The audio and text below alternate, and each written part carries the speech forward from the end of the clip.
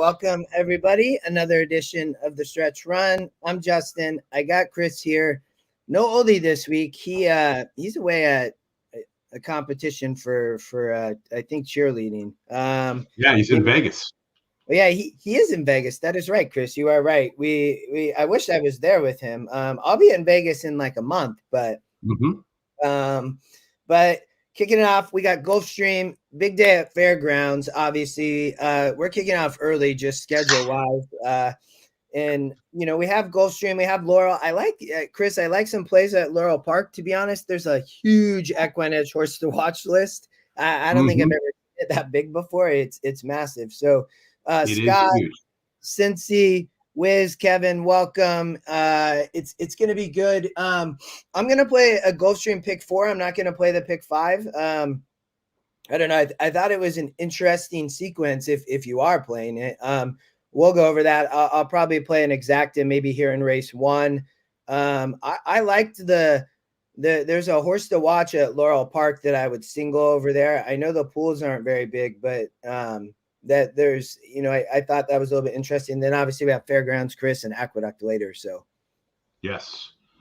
Jorge, Jonathan, Cincy, Scott, Wiz, thanks for joining. Kevin, same to you. Let us get some winners for sure. We're going to give it a shot. What did you see here in race 1, Justin? Yeah, I mean, I thought the speed would be dangerous here. So for a horse that is very sneaky that I like is the 1 horse. I think it's 20% to win. It's going to be on the rail. They're sprinting on the Tapeta, Chris, and I'm like, well, who's going to be the speed here, right? So you have this Retta Barrio horse who's on the rail. Ruiz is riding. This race I thought was interesting, which is why I kind of skip it, is have some layoff lines, but it is lightly raced, and it has never made the lead. So if this horse gets the lead, it could be really brave because it's dropping. It's dropping out of a 46. The win percent goes from 5% to 21%. I would have used this horse in a pick 5, and I think this horse might win. The 6 is also going to show speed with Irad. Irad going to be probably aggressive with Maker here, might sit off, but I do think the 1 is interesting. And then the 7 is second time Tapeta sprinting. It's cutting back. The GSR drops, so I didn't love it. It is the EquinEdge long shot. So,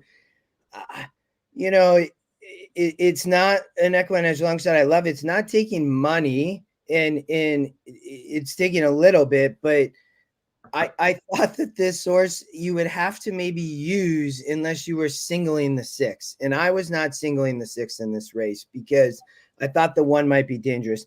The 8's Paco. I thought this horse fit, but I didn't really love it. I know that he has been riding better. He's been very competitive. I mean, he's 18% right now. The win percent goes from 7 to 27%. So, but it didn't win last out, kind of sprinting here. It cuts back. I thought that Irad's probably tough on the 6. This could come 1-6, in my opinion. This is why I didn't play the pick 5. Wiz, which one's first time's Lasix? First time Lasix. Yeah, the 1. Yeah, see. Yeah. The 1, if you could play like a 1-6 pick 3 or something. Those are the 2 best horses in my opinion. So that's where I'm gonna just play a 1-6 exacta. I think the 1 is extremely underrated and is gonna break well and run here. And it doesn't look like a lot of speed. And as long as that horse breaks, it's gonna be dependent on what Irad does, Chris. So yeah. I like a 1-8 play here. I think the 8 is going to show a little bit more. Like you said, the win percentage from 7 to 27%. The trainer is 16%, second off the claim. So I kind of like that. It does get picks up Paco, who's riding the horse for the first time. Those 2 don't really get together a lot. They've only got together 5 times and they haven't won a race yet. But I'm just not a big fan of the 6. Obviously, the chalk, it's dropping from 50 down to 16. Those are, it's already had a couple run at Turf Paradise. Yeah, it's run a couple times already on the synth and not getting there. Possibly the drop helps, but I'd rather have a 1-8 there than a 1-6. So, the 4-horse first shot fired, Jeffrey. I mean, so in a race like this horse is 5%. It's off the claim, right? And so my only concern here, I'm like, okay, you are off the claim. It did run well first time out. So from that perspective, they add blinkers and Lasix and this horse gets claimed, but it probably fits here. I don't know why, why drop to 16? Maybe it was only race, I guess. It did not run last out. I didn't watch the race or anything, but it did run as a first time starter. It ran second and came on and ran well at 16-1. So I could see it. It's a question mark for me, but I could see why you'd like it at a price. Yeah, for sure. I mean, the horse can improve, and it's 5%, so it's it has a shot for sure. It's 5-1. I have the race on up above too. That's the only reason why I keep looking up. Gary, welcome.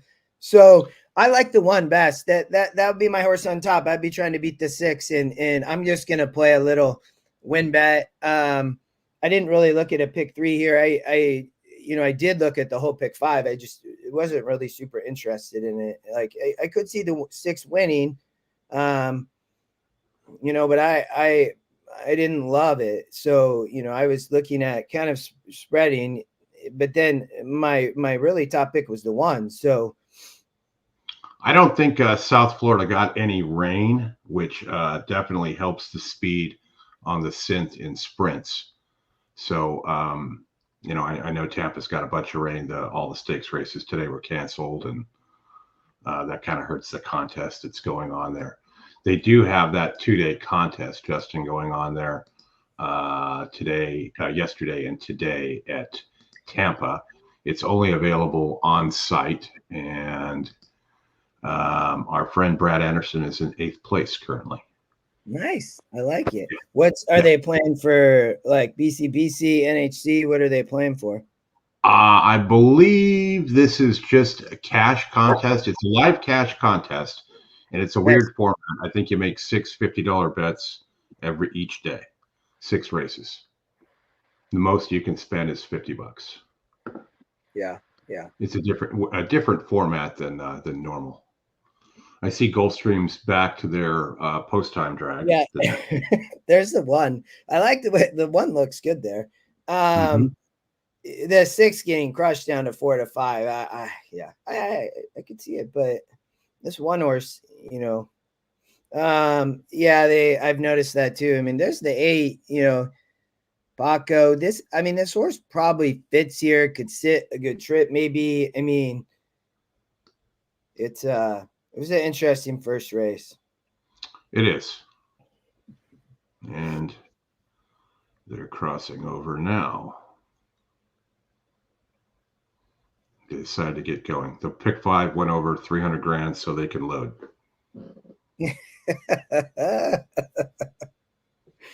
Oh, man. Other than that, it is a kind of a gloomy, rainy day here in Central Florida. Oh, is it? It was really nice here in Seattle yesterday. It was not warm. Yeah, Scott, the 1 is off a layoff. If I remember, I mean, you are right there if I remember correct. Hello, Gary. Hello, Tony.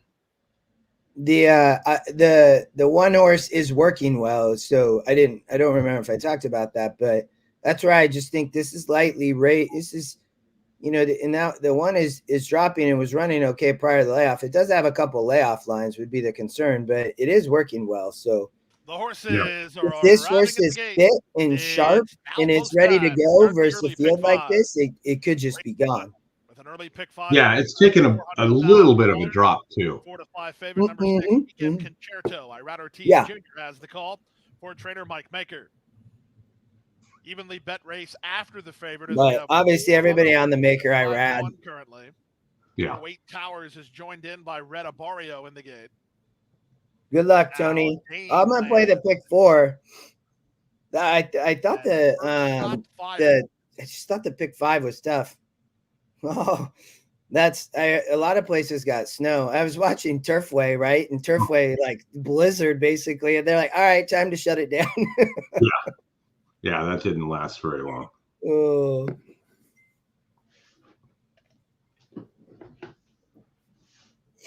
Weekend Concerto and the Paradise Farm colors. Black Joe, and you gold, like the 7. Good luck, man. always dialed, and I'm a Peppa, the last 2 up.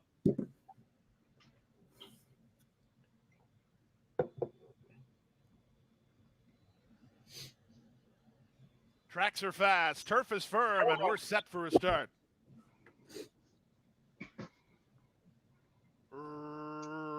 Racing at Gulfstream. Good start for Always Dialed and Weekend Concerto. They're the first 2 out, trying to hold inside position. Yeah, Paco aggressive, which it's not really surprising. He's an aggressive rider. To the top. I'm a Peppa lead. I don't know what happened to the. Comes through inside to join a second flight of runners, including Always One Dialed. just didn't break well, man. That's tough. Kuwait Towers ahead of first shot fired. Where's the 7 on? Land.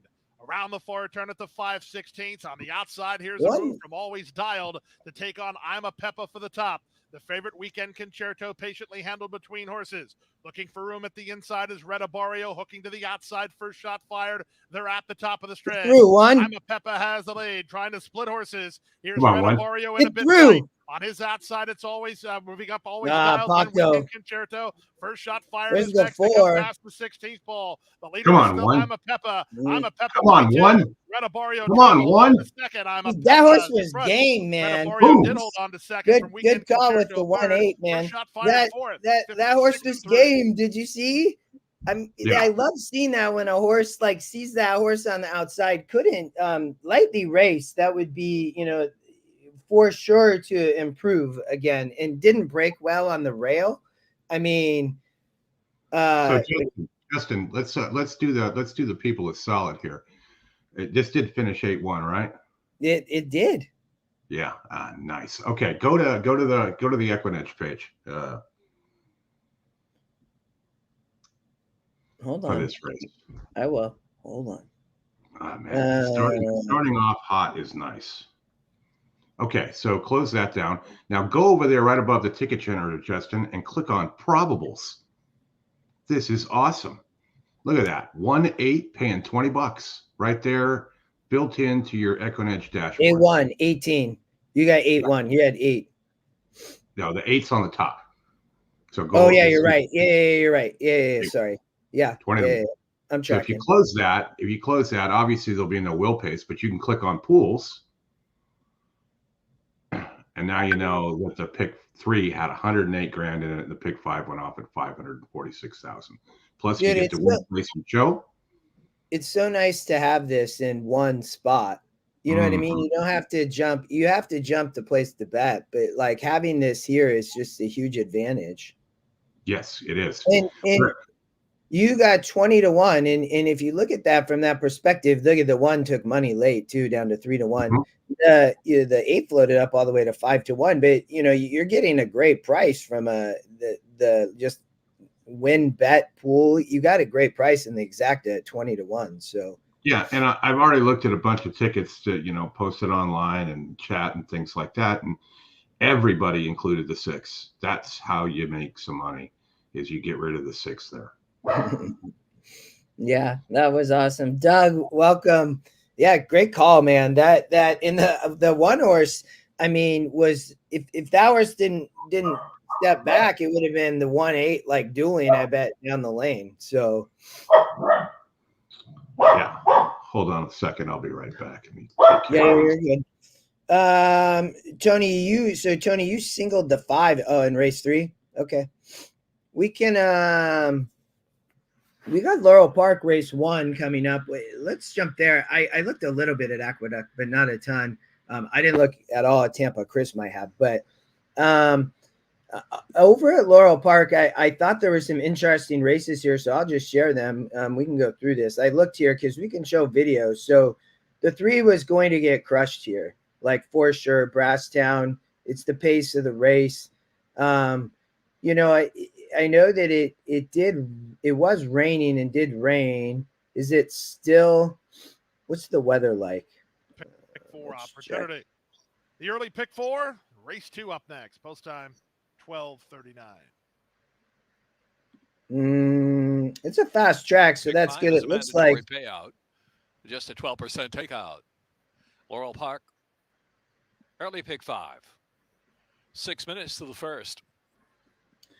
So there was a couple verticals over here that I liked at Laurel Park. I'll show those, and then I don't know. I might just play the pick 4. I don't know if I'll play the pick 5 just from a pool perspective there. But the 3 horse here, it's going to be crushed, and it is. It's down to 3 to 5. I did think the EquinEdge long shot was really interesting. It jumps up to 18% with the scratches. It is increasing, and if you look here, the win percent does go up off this 52 here. I mean, the horse ran okay as the favorite. So, and now, it's stretching out here after going 1 turn. It's stretching out to 2 turns. So it gets back to going 2 turns. I mean, the 3 is going to be on the lead here, and coming off that track. I mean, going from 7% to 56%. This horse hasn't got the lead, but, it did back here in a 54. So, and it just flew and was gone. So I didn't see, that horse could be extremely dangerous.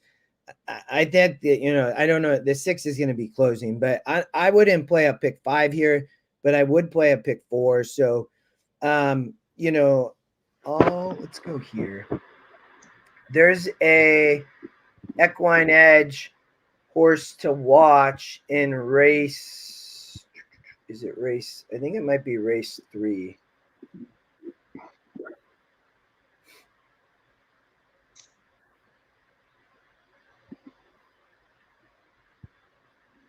Come on.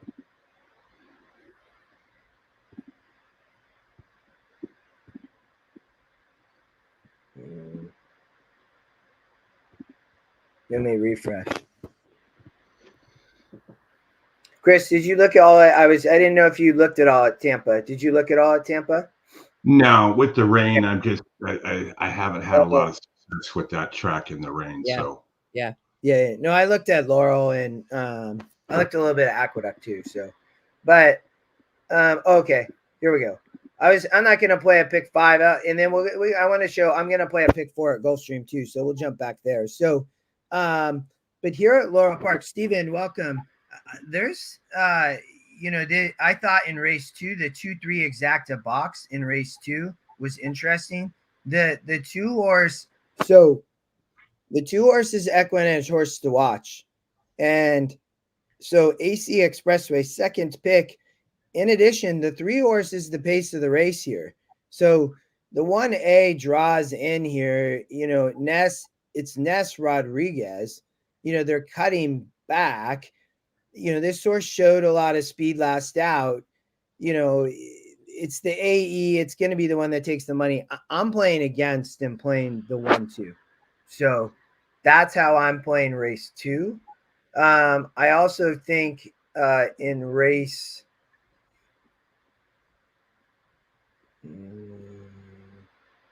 This is an interesting race in race 3. I think there's potential to get a price if you play the pick 4. I also think the 4 horse here is EquinEdge horse to watch too. You're getting a big morning line angle.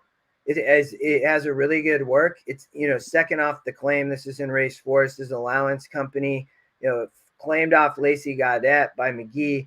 This horse didn't run last out, but, the win percent drops. But it does stretch back out to 7 furlongs, which is a much tougher kind of distance. It maybe didn't want 5.5 here, and that was on a sloppy track, and they get back to a normal track. So I thought that this horse could really improve, and it's a huge potential. It's not the long shot. The 7 is the long shot, and I think that horse is also an EquinEdge horse to watch. So I think both of these horses, the 4 and 7, to upset favorites here. I mean, I know that this 3 horse, but it has a brutal GSR at 7 furlongs. I think that this is a huge, you could play a 4-7 exacta, Chris. So 4-7 exacta there. I like that. The prices are good. Yeah. It's a nice allowance race. So let's jump back to race 1 though. I was saying, Chris, when you came on, like pool wise, I'm not a huge, like I might play the pick 4 there, but I don't play the pick 5 there just because the pools are so small. But you can find good exactas at times. I think the 3 here, it's dropping in SOR. It is the top GSR. This is probably a bottom level claimer. I mean, this horse makes sense. I mean, it's dropping out of a 58. It ran 3rd. The win percent goes up. Bahama Channel, hasn't won in a while, back in September, but this horse has run some good races. Is the long shot. The win percent goes up, which I thought was the most interesting. So, Justin, click on the pools. We can see them now.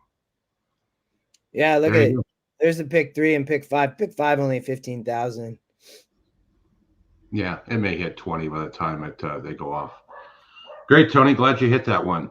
That was a good way to start. There's your exacta probables. Did you have an exacta here, Justin? Yeah, I think I'm gonna play. I'm trying to, I don't know if this horse is going to really be able to probably get the distance, to be honest. I'm probably just playing a 3-4 exacta box. That's probably just box it. I do think it's not going to pay amazing. What's the probables? I mean, it's going to pay, 4-3 is only, it's $6 to the 6 is 7-2. I think the 4, the 6 is going to have to come off the pace. I think the 4 can improve. If you get a 4-3, it's $10. So I'm not playing anything crazy, but that's what I would play here in Laurel race 1. All right. Are they getting close? Yeah. Brasstown is in. Can you hear it? Channel. Yeah. All right. Transfer the funds. It's that white stuff on the ground. I'm unfamiliar with that. Steve, it is massive. Yes, we will somehow. Sonu, welcome. I will figure that out. Give me a little bit of time. We got Gulfstream in 13 minutes. I will do it though. Chris, set to go in the opener. There we go. And they're off. Sharp start for Brasstown. Brasstown rail and lead into the first turn. The 5. The funds Bahama Channels at the rail. I understand you have a coffee cup too, order, Justin, but I don't think we're both making only coffee. 3.5 from the front runner, and trailing the field is Tiny Tin. As they run that first turn, Brasstown going solo. Brasstown leads a length and a half, 7 furlongs out. Brasstown the leader with transfer the funds, trying to get a little closer from second. Bahama Channel. They have that horse is 74% to win. The 3, I mean, he's just kind of like 4 lengths off Brasstown, and 7 more lengths back. And 3, he's just holding the 3. With 5.5 furlongs left to go. Brasstown in control. Comes at 6 you were talking about. Leads it by a length and change in front now from transfer the funds in second. As Formal Order has to make the bid on the outside now, and here comes Formal Order. Third, 3 or 4 wide. Bahama Channel ridden for more at the rail with 4 furlongs left to go, and Tiny Tin yet to pick it up. Three's about ready. Brasstown's been an easy run up front for Brasstown into the far turn. Brasstown leads the way, transfer the funds, and Bahama Channel with Formal Order on the outside in that second flight of runners. Another 9 back in Tiny Tin, trailing the field. Racing to the quarter pole, the top of the stretch. Brasstown, plenty more left, it appears. There's the snow. From Bahama Come Channel on, 4, second, run. And the outside Formal Order is in third. Beat the 6. It's been a slow pace so far for Brasstown. Come on, 4, beat the 6. A furlong left to go, and a 4-length advantage from Bahama Channel. Then Formal Order in third. 1/8 of a mile left to run. Come on, 4, keep going. Going to town on the front 10 to 1 today. probably. Slow 8 to pace 1. wins the No, race. it's like 6 to 1. JJ 3, 4. Trialba. Bro, that's back to back scores odds on. exactas. Brasstown by almost 5. Bahama Channel and Formal Order. I love it. What was it? 3, 4? Oh, yeah. 8 to 5. What happened? 6.7 the running time, mile 16. That horse went off at what? 8 to 5? Tony, We got 8-5 on the exacta. Mm-hmm. 3-4 was paid 8-5. Tony, you should only bet 30. Maybe you bet like 300. Oh, I love it though. Good job, man. So all right. 3, 4, 8-5. That's weird that it's displaying it in fractional odds. Yeah. We can see what 3, 4, 6, 5. We can see what the I'll look on TVT. All the way.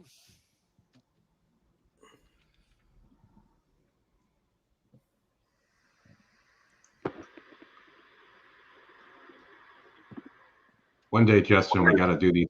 We got to go on like at 8:30 at night and on the weekends 3, and 4, 6, 5.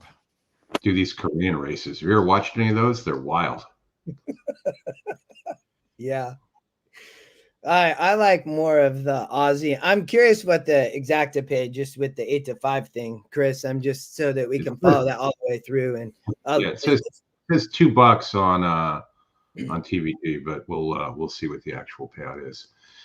I don't speak Korean, but those Korean announcers are cool, man. I mean, you want to talk about getting worked up at the wire and whatnot.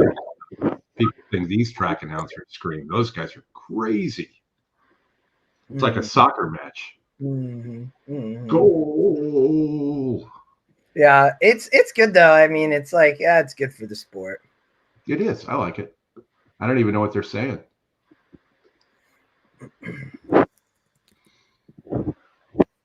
All right.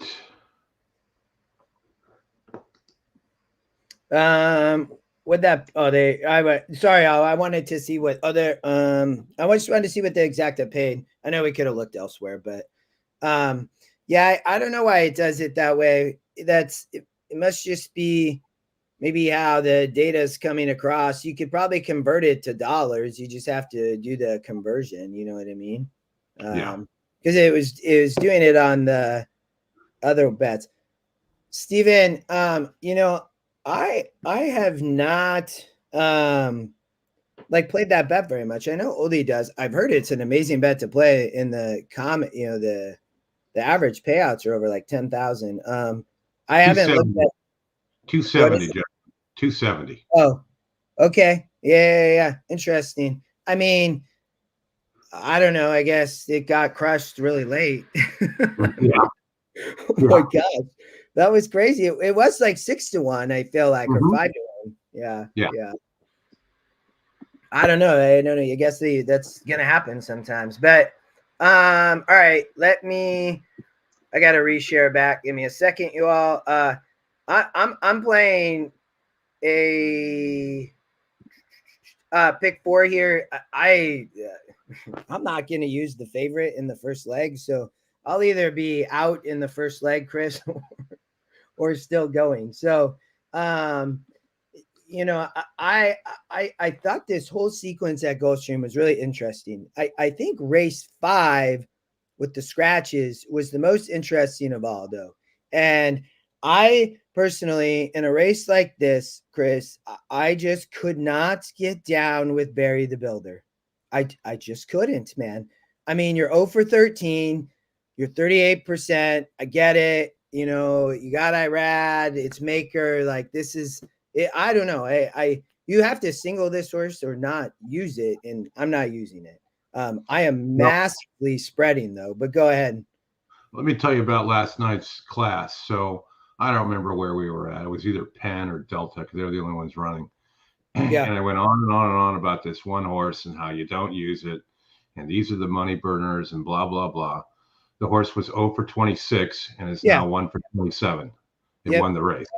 Yeah. And it was, why is this horse like 3-5?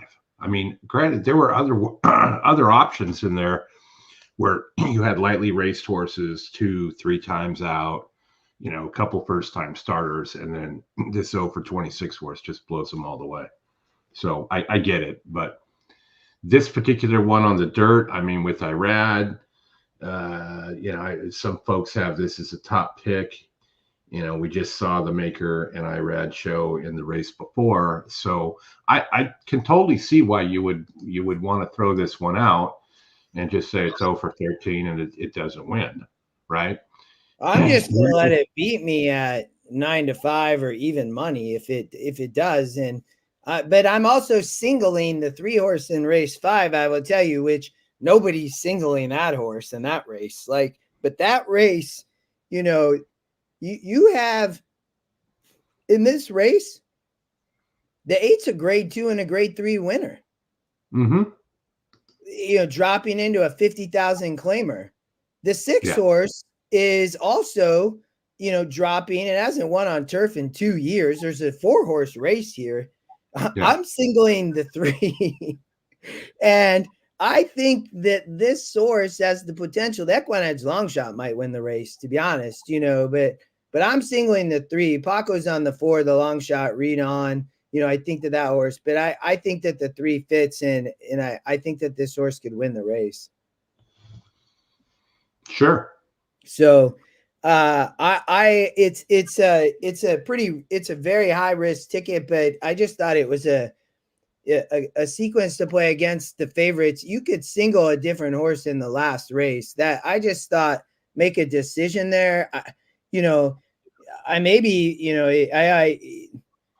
I'm just probably going to stick with the 3, but I mean, if you look at the 4, and Paco's going to be on the turf here, I guess the rail's at 38 feet, but there's only 4 horses. So, the 2 was the original long shot and then scratched.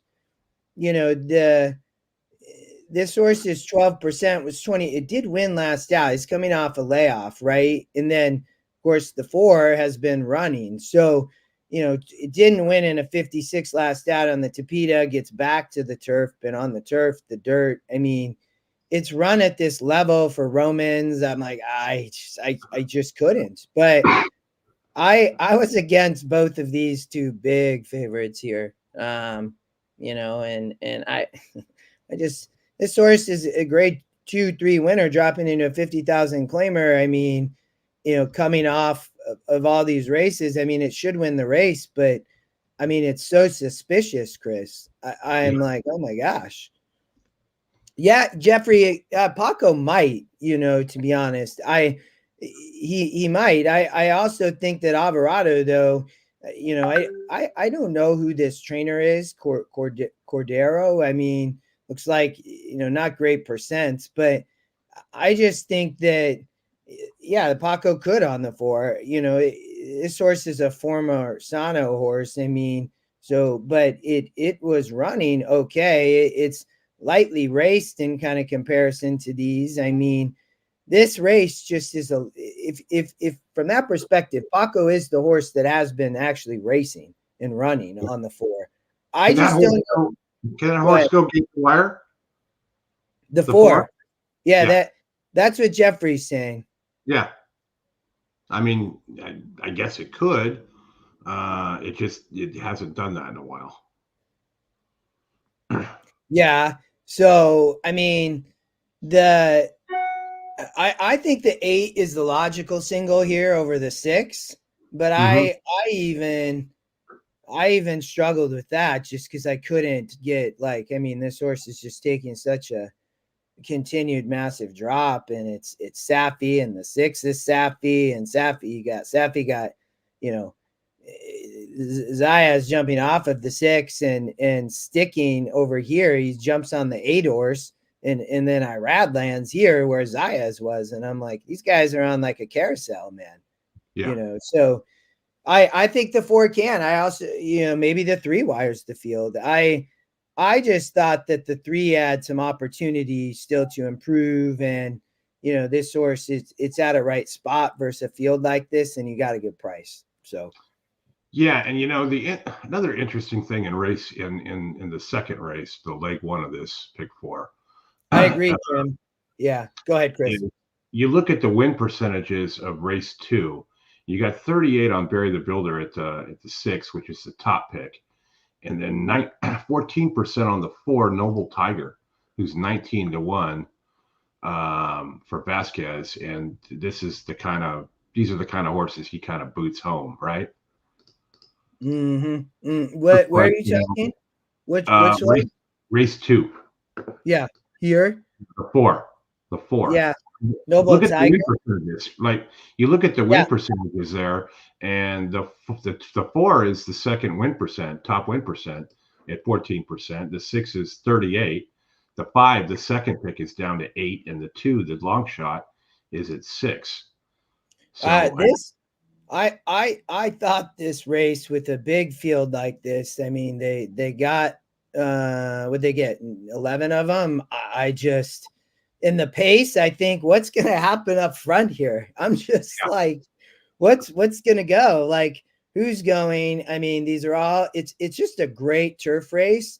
I could see, you know, if I had, I that's why I spread here, but if we, we can do it, and I'm all for playing some verticals. I think this is a good race. You like the 4. I thought that, the one horse is a EquinEdge horse to watch. So the one horse is an EquinEdge horse to watch. Frankie Blue Eyes. Source is 22-1 at 2%. First time turf, right? First time stretching out 2 turns. GSR goes up to 63. It's only, he's only 2%. It's a 4-year-old colt, but I mean, this horse it's second off a big layoff. Like, I mean, who knows, it could absolutely blow up the board on the rail. Right. So, the 2 was the EE second pick. Now it's the long shot, since I handicapped, but 6%, you're getting morning line angle, 0 for 6, but second time turf. So, it gets over there. I mean, I don't know if it wants that surface, but the win percent's there. Alvarado rides. I mean, it's a long shot now. I just, man, I could, that's why I just didn't use the 4 or use the 6. The 4, this horse is working well at 13%, right? So you talked about this horse. Second time I said this horse fits here. I mean, it is 0 for 8, but second time turf. Is this where you're going at 20-1? Oh, Chris left. I could for sure see this horse though. So, I mean, in a race like this, it's wide open. If you like the 6 and Maker Irad, then you're singling, I'm assuming. So, I mean, this horse has burned some money. It's not to say it won't win. It's 0 for 13. I mean, it's 0 for 13, and it's just, I thought that somebody here could improve. Was my perspective. You like the 12-6 daily double, EJ? Yeah, a lot of the jocks went over there. Gaff, Saez, right?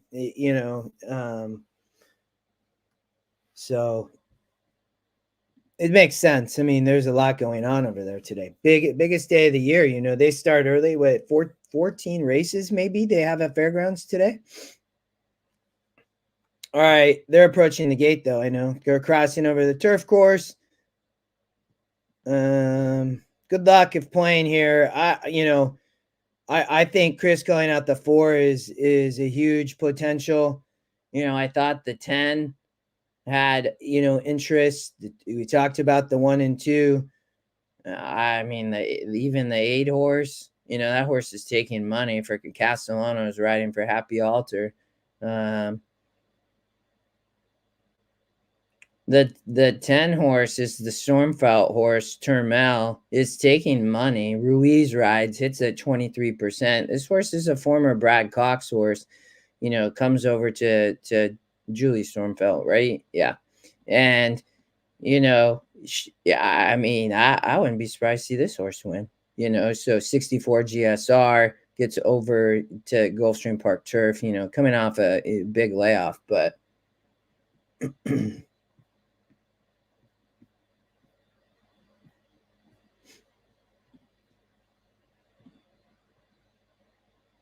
all right. Good luck. Yeah, five's a good price. I'm with you, Jeffrey.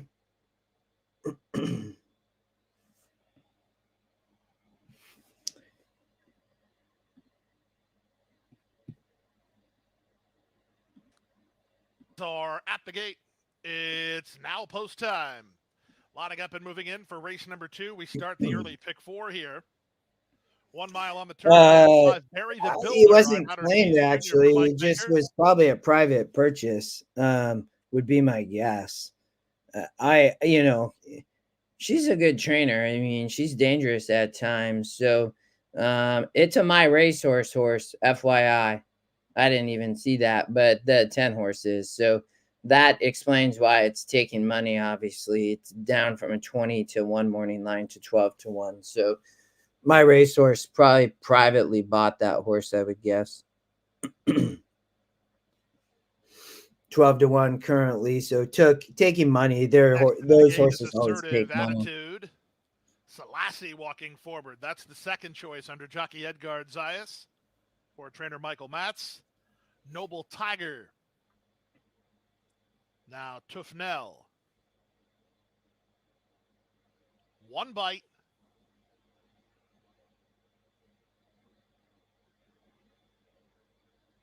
Draw on the outside. Phobia will complete the line. They're in the gate. And they're off. Level beginning, looking for an early lead. Everybody trying to go to the lead. Selassie on the go early. My gosh. Slamming on the brakes is this favorite Barry the Builder. Off heels while trying to angle over. Splitting horses, the gray 1 bite and the charge to the first turn. Before we got the lead, we talked about that horse. Chris did, good work. It was like 15%. So that rider off 7 Bourbon Clearance. The 7 lost the jock. After the start of the race, that would be Anthony Thomas. In 23 and 2. Hopefully all is good. Anthony Thomas is sitting up and is being assisted by our turf crew. Tiger, I mean, that horse had a really good work. I would not be surprised to see this horse just they went 23 and 2. Assertive attitude works between horses. Then back to the race favorite Barry the Builder, who bides time while searching for some place to go. Sitting mid-pack. Him and Tufnell. Then back to Curlin's Kitten, and Phobia's at the back. Again, Bourbon Clearance unseated the rider, who has been helped off the grass. Around the far turn they go. They went the opening half mile in 46 and 3, and the leader is still Noble Tiger by half a length. 1 bite is second. Irad trying to get away for. He's in the light pink cap, splitting Here comes Irad on the 6th. Third. Then this dude's a breeze who angles off cover. Off the turn. Get away, for. The leader is Noble Tiger. Down the center of the racetrack, it's the favorite Barry the Builder, but he's not really kicked in yet. In between horses, 1 bite. Get away, for. There's the 2. Kitten is on late. Bombs. There's the 8 coming. The leader is this dude's a breeze. Big price, 15 to 1 on the 2 horse. Curlin's Kitten. I think 1 bite is third. We talked about that horse. Builder, I mean, 134. EquinEdge long shot. This dude, a breeze. The EquinEdge long shot. I mean, it was the second pick originally too, right? Second time turf, had a big morning line angle, 0 for 6 in a race like this. Nice, Wiz. Good job, man. Inquiry signed into the run out of the starting gate, looking at number 7 Bourbon Clearance, who was unseated. Stewards want to make sure that he was not interfered with. EquinEdge long shot. Boom, Douglas. Good job, Wiz. Chris had a great call in the 4, though. The 8 came running too. You just could not trust the 6 there. Too many horses to improve.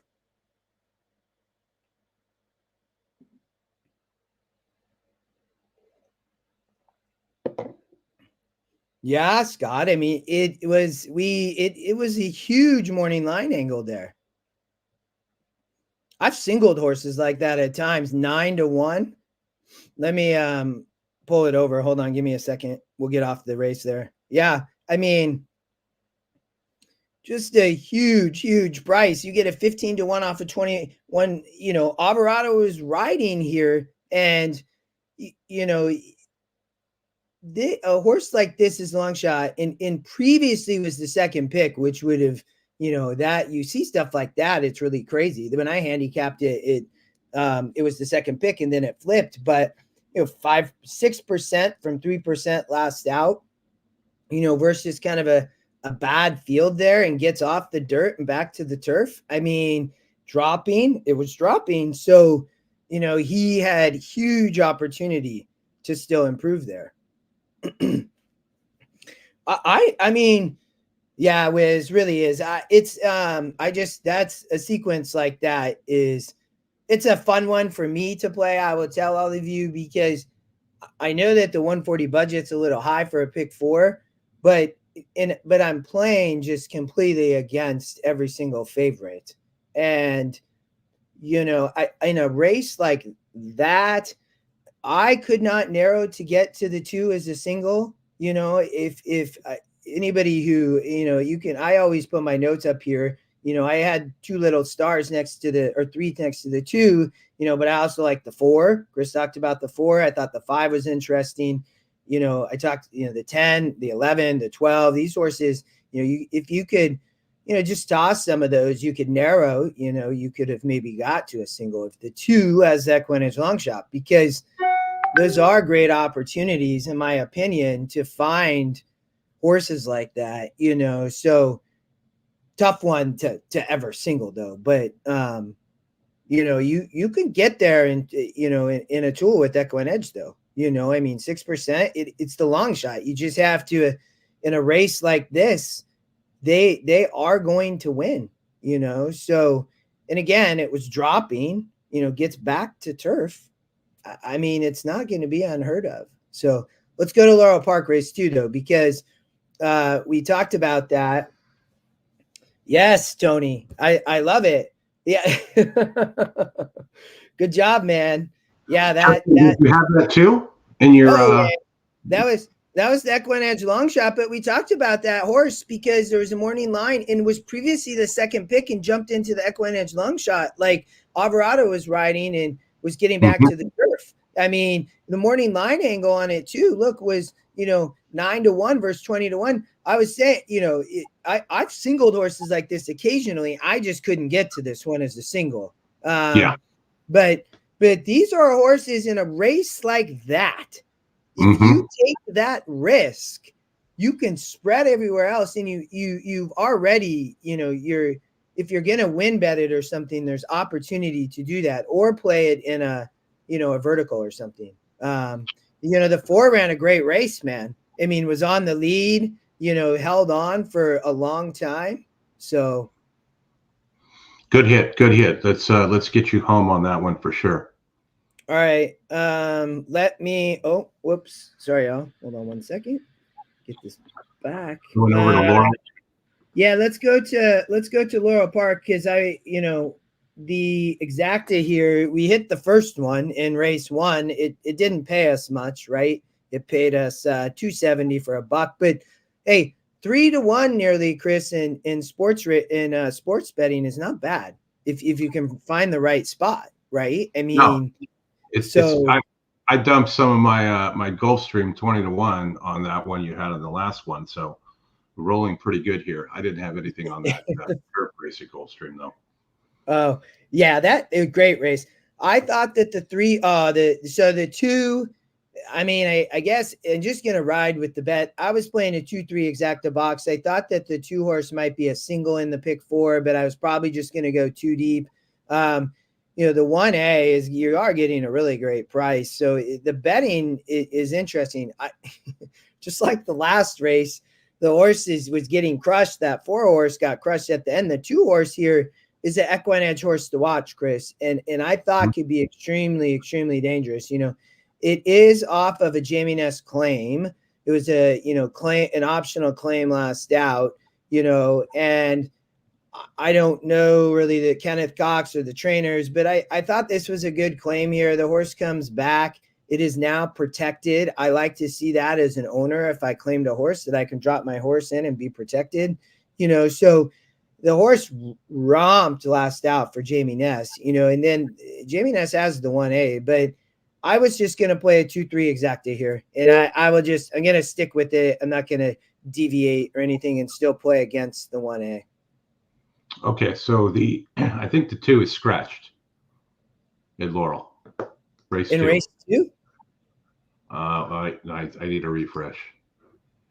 It was stuck. It was saying 2, but it was showing 1.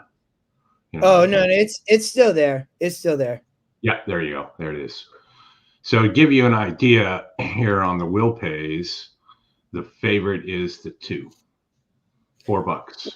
4-1. I know, and I just I just thought that this horse would sit a really good trip. It did last out. It won, and it had not been getting there, and then I thought that it just was in really great form coming out of Parks, to be honest. So I thought was a good claim, and so I thought this horse could still improve, win back to back. That the trainer and connections thought, hey, we're jumping in to be now protected here, and maybe we found ourselves a really good claim. So I'm sticking there. I think the 3, though, is still dangerous on the front end. I think this horse probably gets the lead. It's also a former Jamie Ness horse. It has been on the lead in these couple races, but those were much tougher. And it is cutting back to 1 churn, which I personally thought maybe was a good thing. 3 tries, an average, or actually a total of 60,000 in money earned. So, and mainly here has 2 wins and 3 tries. Is the EquinEdge long shot, has a good SOR with the 2. That's why I landed here on the 2-3. No, and the 2-3 there, you're getting 12-1 on 2-3 and 18-1 on 3-2, which is not bad as well. Tony, I was gonna, let me see if I can. I'll try to put one in. I wouldn't use all of these. I would just use the 2-3 here.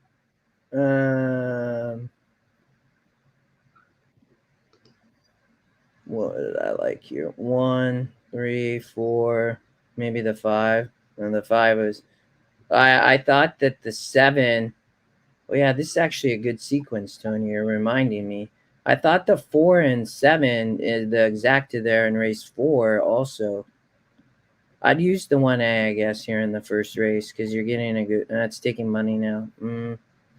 That's probably because.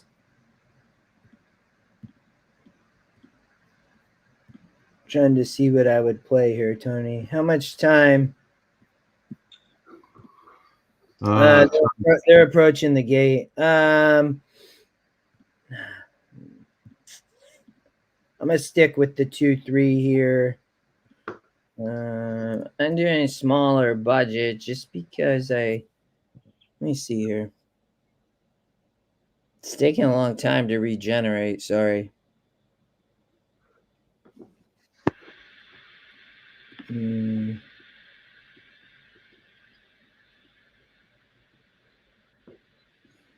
The 7 and 8 here, I thought were the 7 on the front end. I'm gonna go like this. Oh.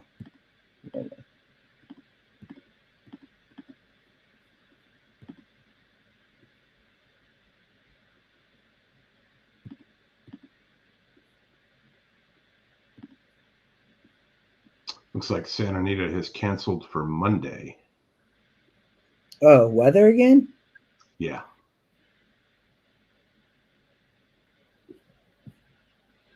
I'd probably play something like this, Tony. I don't know if we need this many. Oh, the 11's the horse to watch in the last race. Getting ready to go, Justin. Yeah, I thought I'd just spread all. It's just $36 play. That's how I'd play it. There you go.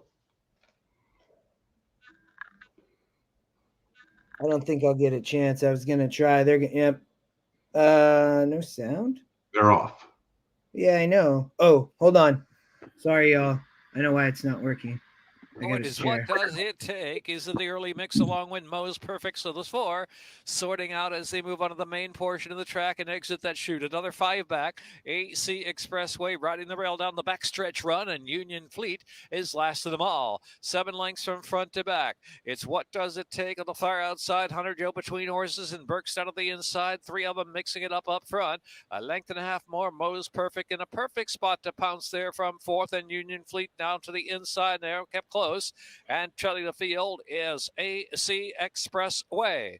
Heading into the far turn run now. And What Does It Take What Does It He's Take? not really running. Hunter Joe Yeah, is there. Mo's perfect. Into the outside. Union Fleet takes out 3-4 3 wide. never got the lead. I don't know why the jockey on the 3 never went to the front. With about 3 furlongs left to go. Good thing we treaded lightly. What Does It Take? And Hunter Joe pitching in down We're to going the to get inside. the Followed by exactly, Union Fleet, who's 3 and next. 2 to run. Burks and AC Express Dead last. is trailing under a drive. Maybe. They turn for home. I think Mo's you might perfect. be right. Mo's perfect quarter mile from home. From What Does It Take? And The 2 probably going to run on, but I don't think the trying horse to rally gonna, up there from third. Union probably Fleet gonna run very like game third. and coming up the rail. Here's Union Fleet at Mo's perfect. Mo's perfect. Union Fleet matching strides with 1 furlong left to go. It's 7, Union Fleet just in a bomber, front. man. Union 25 to 1 in front.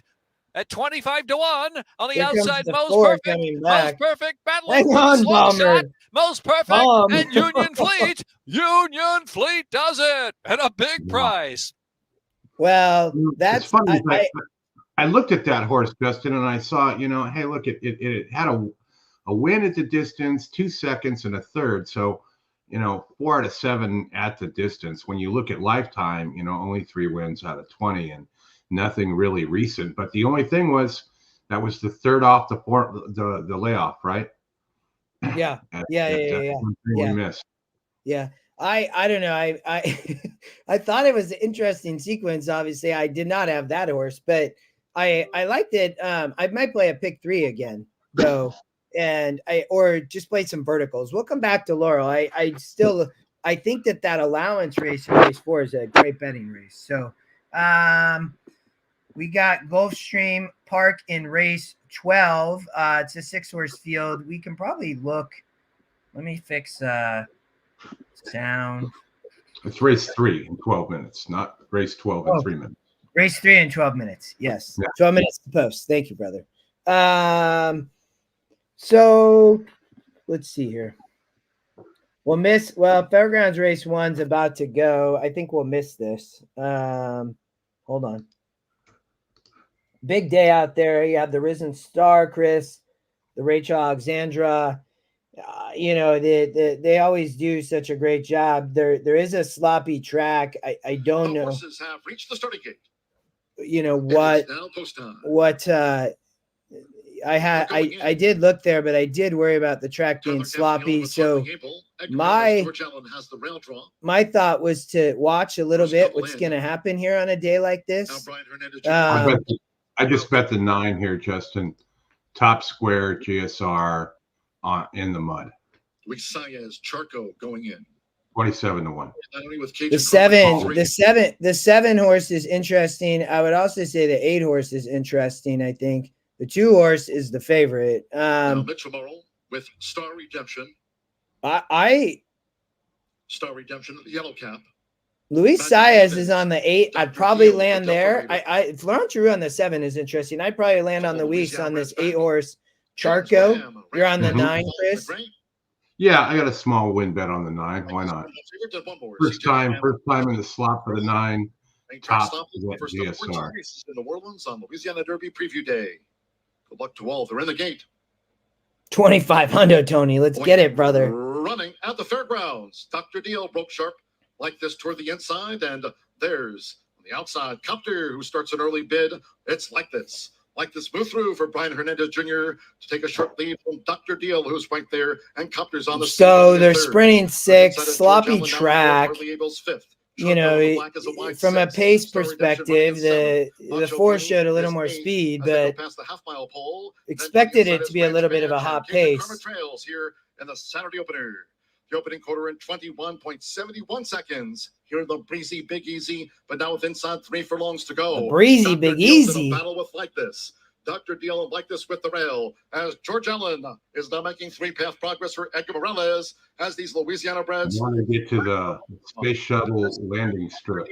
They battle through a half mile. So speed for sure holding on sloppy track at the moment, it looks like. Dr. Deal. I mean, nobody's really closing into this. As they come past the 16th together, George Allen's 3rd, and then Copter into 4th. They're close to home with Emmanuel Nieves. It's Dr. Deal, and Dr. Gets 7 to 1. Over Like This by 3/4 of a length. 4-2-1-7. So, on a day like this, again, it's, I the 2 expected to be up there. Tony, we're going to root for that 5. We got 9 minutes to post at Gulfstream Park. Tony life to 2,500 to the 5. So Chris, that I love fairgrounds, and the track can be extremely difficult at times. I remember when I was younger playing, this is, I don't know, 5 years ago, because I've only been playing, 10 plus years, but I used to really struggle there. I love to play there now, but I also like to watch a sloppy track like that. So just to see what's going to happen. They took some of the races off the turf as well, just so everybody knows. So just, I think race 2, I think, was a turf race, and they're off, if I remember correct. So I believe so. Yeah, the rest of the turf is soft. Yeah. The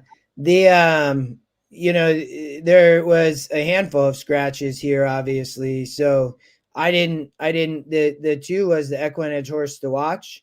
So I think I found interest there. The 4 horse has all this speed on a sloppy track. So we'll come back here to fairgrounds though. Let's jump over to Gulfstream, Chris. Yep. Mainly because Tony's live to $2,500 in a pick 3. So he played a $5 or he said pick 5.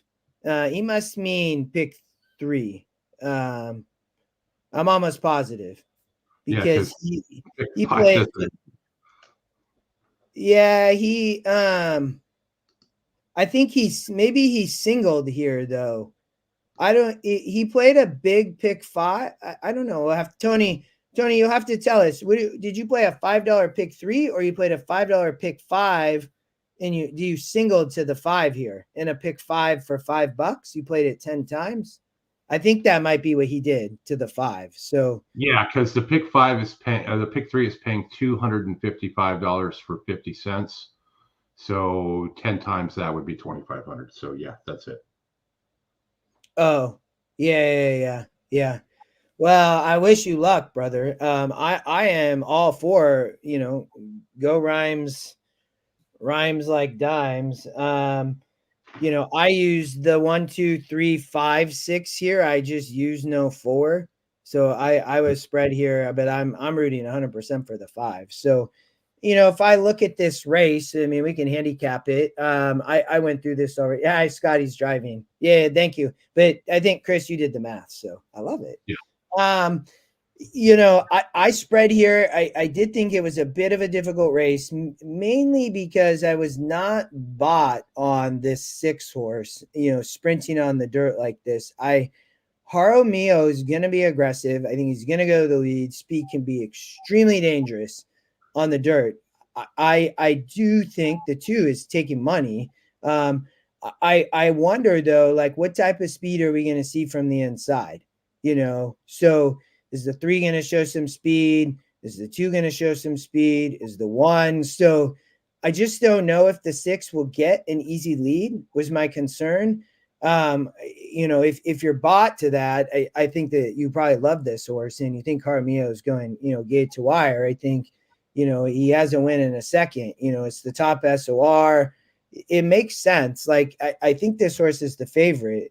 Makes sense, Chris, but I didn't love it. I thought that it was just a competitive bottom level claimer. These are a lot of winners. And, I thought that the long shot, it's been claimed in 3 straight races. I don't necessarily love that, but it is on the rail. It is in the long shot. It did win 3 back here, at Saratoga. So, but it didn't run, but it gets 7%. So I was just playing against the favorite here, but I did essentially use all but 4. Gotcha. Yeah, I think, Alan, I think you're right, Alan. I think he is live in a pick 3 for $5 for 2,500. I think that is what he was saying, but I could see him saying the other thing too, which would be crazy. But on a sequence like this, that would be an impressive ticket if he was playing a pick 5 like that. Those pick 3s like that are my favorite bets to make for between $5 and $10 or $15 base, because you can pick 2 or 3 horses, you go 2 by 3 by 1, you know, that's only $6 at $1, and then, you know, play that times 10, and then that's how you get alive to $2,500. Instead of spending 140 to be alive for 2,500, or whatever the base was, 255. No. I'm with you. I think, you know, at times you have to get back to just playing with like confidence and playing with an opinion, and that forces you to do that, in my opinion. And I 100% agree with doing that. So there they are on the track. You know, the one is showing as this first AI pick. It's also for whatever first bet's using, but it's also that EquinEdge long shot. So I point that out. But I'm rooting for the 5 with Tony. It's where I'm rolling. As a rooting, I'll take obviously anybody but the 4. So it's I think this is was a great sequence at Gulfstream this morning. I think they have a big card today too. I think I think they have one stakes race. Yeah, 12 races. So Santa Anita, I know, has a live or not a live. They have a like a real money tournament like they're doing at Tampa. Santa Anita has one today. So I think it's a $500 buy-in if people have interest there. I think that's there's NHC seats. There's other seats that I know they're giving away. So we won't obviously be on, but I thought and then you obviously have Fairgrounds, right? I mean, just it's days like this are great racing. So there's the 6, the favorite. You know, we talked Tony. We're rooting for Tony, who's live to sounds like 2,500 on the 5. Rhymes like dimes. I'm spread here on my pick 4. Chris, what other thoughts? I thought that the 3 was just interesting, to be honest. I mean, it's coming off the Tapeta and the GSR jumps, you know, 10 points off of these Tapeta races and 1 last out on the dirt sprinting. I mean, this is a perfect spot for Edwin Gonzalez at 21%, taking no money. What I would say, though, that does not bother me because that EquinEdge morning line says we should be getting 4-1 on this horse. So if as a better, Chris, as like if I think about sports bets and getting positive, what people say is EV, right, is my understanding. I believe you're getting positive EV then on the 3 horse because you're getting the appropriate price and, you know, you're getting a great spot. This is where my win bet would probably land, would be on the 3 horse, I guess. If I, you know, I'm spread, but this horse's top GSR, I think could really improve here, you know, versus both of these favorites in the 5 and the 6. So. Yeah, and the 2's taking a bit of money as well, right? Down to 2-1 as well. Boldness, the one for D'Angelo and Ortiz, the other Ortiz. That horse was the early favorite, took a lot of money. I mean, it stretches out here, went 6.5 last out, gets back to 8. Won at 7 furlongs. Yeah. I mean, I thought this horse was dangerous. It didn't run last out. No, well, it's back dropping too. And that was on a muddy track. So toss the muddy track. This horse 100% kind of fits at this level after it was able to stalk right off the pace, you know, off of a layoff, you know. That was the one I liked. I just I don't necessarily like 2-1, but you know, I'll take it. Yeah. Yeah.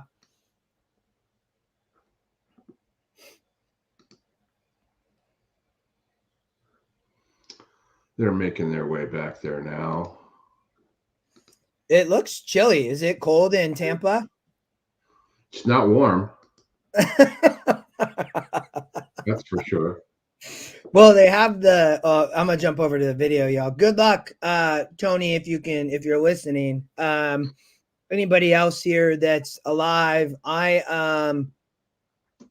am alive to all but 4 here, so hopefully no all but 4 in what we're in leg 2 here. Race 3, leg 2 of the pick 4. I singled in the last leg to the 3 horse, but great betting race here. I think if you have an opinion, go. Chris, you're on the 2. I'm on the 3. Tony's on the 5.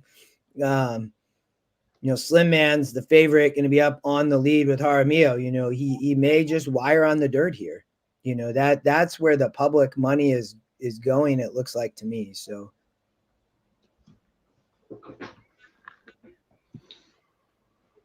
all right, well, we'll see what they have here. They're walking back. Sorry, Justin, I'll have a few phone calls to take for my other thing that I was telling you about before we came on.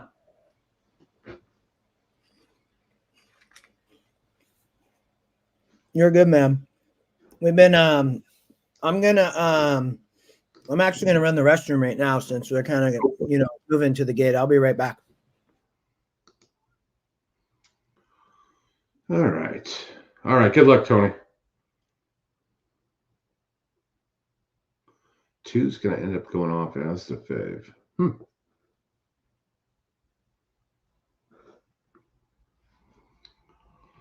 We'll probably get into the Risen Star and Rachel Alexandra stakes once we get a little bit of a break.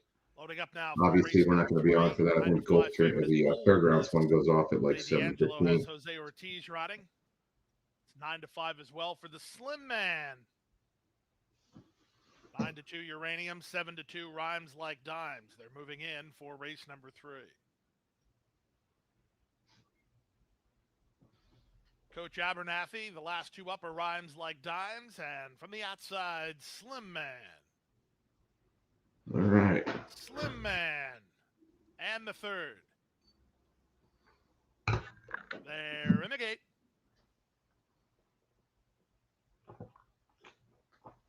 And they're off. Uranium was away quick from between horses. Up on the outside, it's Slim Man. Rhymes Like Dimes is on the muscle early. Also mixing it up, Coach Abernathy. Then Boldness. The early trailer is Bergie. Round the fur, out of the chute and on to the main track they come. And with the advantage, it's Uranium, taken on by Slim Man. And between horses, Coach Abernathy. Boldness moves at the rail into 4th. Followed 5th by Rhymes Like Dimes. He's allowed to settle 2nd last. And Bergie, as last of all the quarter time, was 23-4. 5 furlongs from the wire, and up front, it's still Uranium, in front by about a neck. Out the center goes Slim Man in 2nd, toward the inside, the gray Boldness, tries to secure a racing position. Back to 4th goes Coach Abernathy, then Bergie, and Rhymes Like Dimes. Half a mile from the wire, the opening half was quick, 46 seconds flat, they're rolling here. On the outside, Slim Man, toward the inside, Uranium, their heads apart. Jose Ortiz is asking Boldness to try to go get him. Another 2.5 back to Coach Abernathy. Rhymes Like Dimes has a ton to do. He doesn't appear to have his best stuff today. The trailer is now Bergie. The leader is still Uranium. They move to the top of the stretch with Uranium in front. Slim Man trying to cling to him, but he's a neck behind. 2.5 to a driven Boldness. 3 more the Rhymes Like Dimes. He tries to motivate himself. 3/16 from home. It's Uranium trying to put the finishing touches on this one. Boldness on the outside is trying to get into 2nd, but Uranium's got a kick. Uranium's 5-1, and Uranium's a winner. Edwin Gonzalez for owner-trainer Nader Mubarak. Uranium, sharp in victory. Boldness is up for 2nd, and he's about 4 clear of a battling duo for 3rd. Slim Man and Rhymes Like Dimes. 137-1.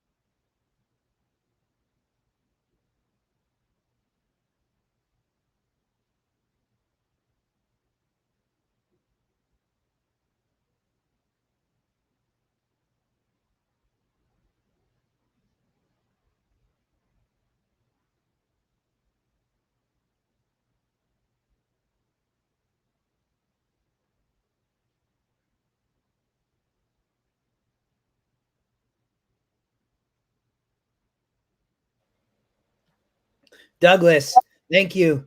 EJ too. I see that. I was just saying, you know, in a race like that, you're thanks, James. That horse had the opportunity. It had one last out, right? So we're gonna jump back over. We'll jump off the video there. So had one last out, and we talked about that.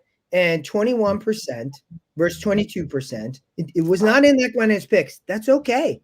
This does not mean that these horses are going to win. So, but gets off of the Tapeta second time and had just one on the dirt, able to stop off the pace, you know, and you get a GSR increase of 10 points. I mean, in a bottom level claimer like this, the horse wants dirt. You know, it did win on the Tapeta here, but in my opinion, the horse it like dirt last out. Just stick there, and they stretch out at 8. And the horse was obviously, I would say, fit. It did have a 2-star work, I noted. So, Chris, that just much the best, man. Just stormed.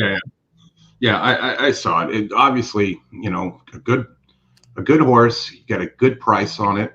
That's what the third win percentage there with 28, 23, 21. So not too bad there. Had been working good.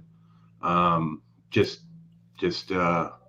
threw up the boom too late, so I just did it there. But yeah, that's you know, I wish you know, sometimes you see stuff like that, you know, you place the win bet, which is great, but and also I'm like, man, would have been nice to be able to single there. But you know, I ended up spreading there just because I did think it was a bottom level, but and that's where we talked about in a sports bet, Chris, like you're getting, in my opinion, such great value on a bet like this because you're getting 5-1. You got $12 for $2. Mm-hmm. So yeah, it's just this game is 75% betting and 25% handicapping.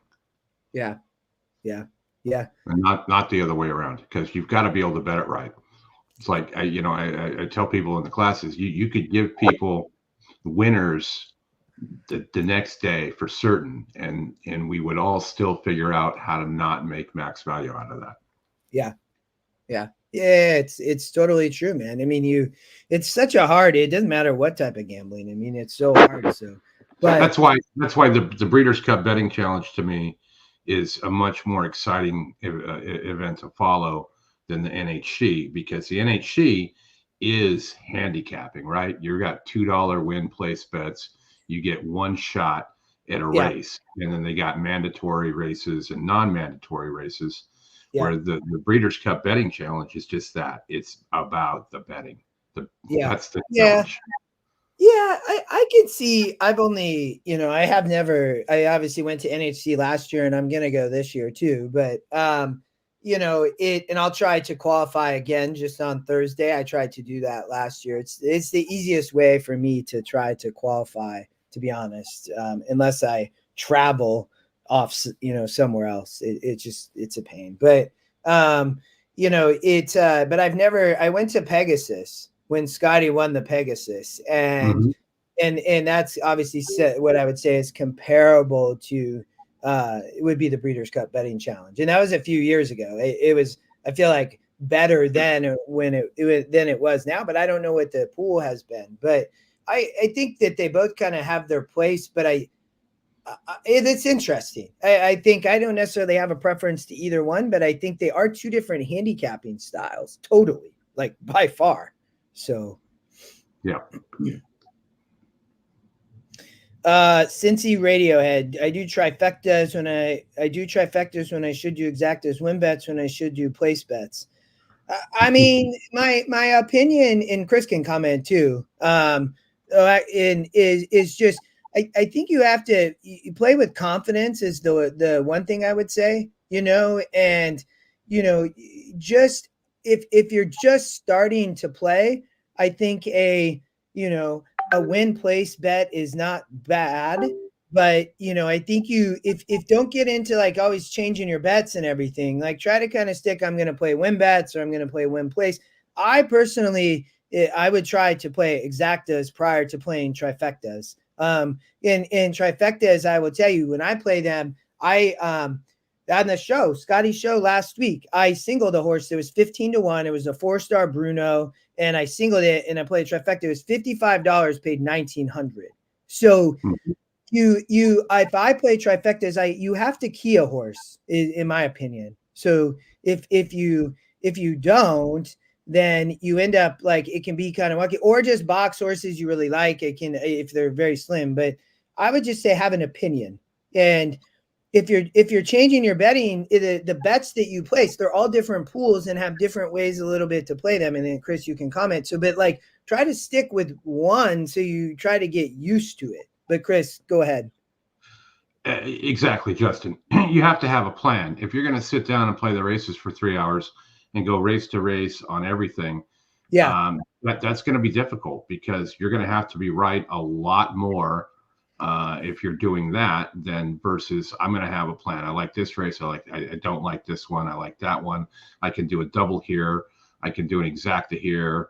I like a horse, so I'll key that one with some prices underneath and whatnot.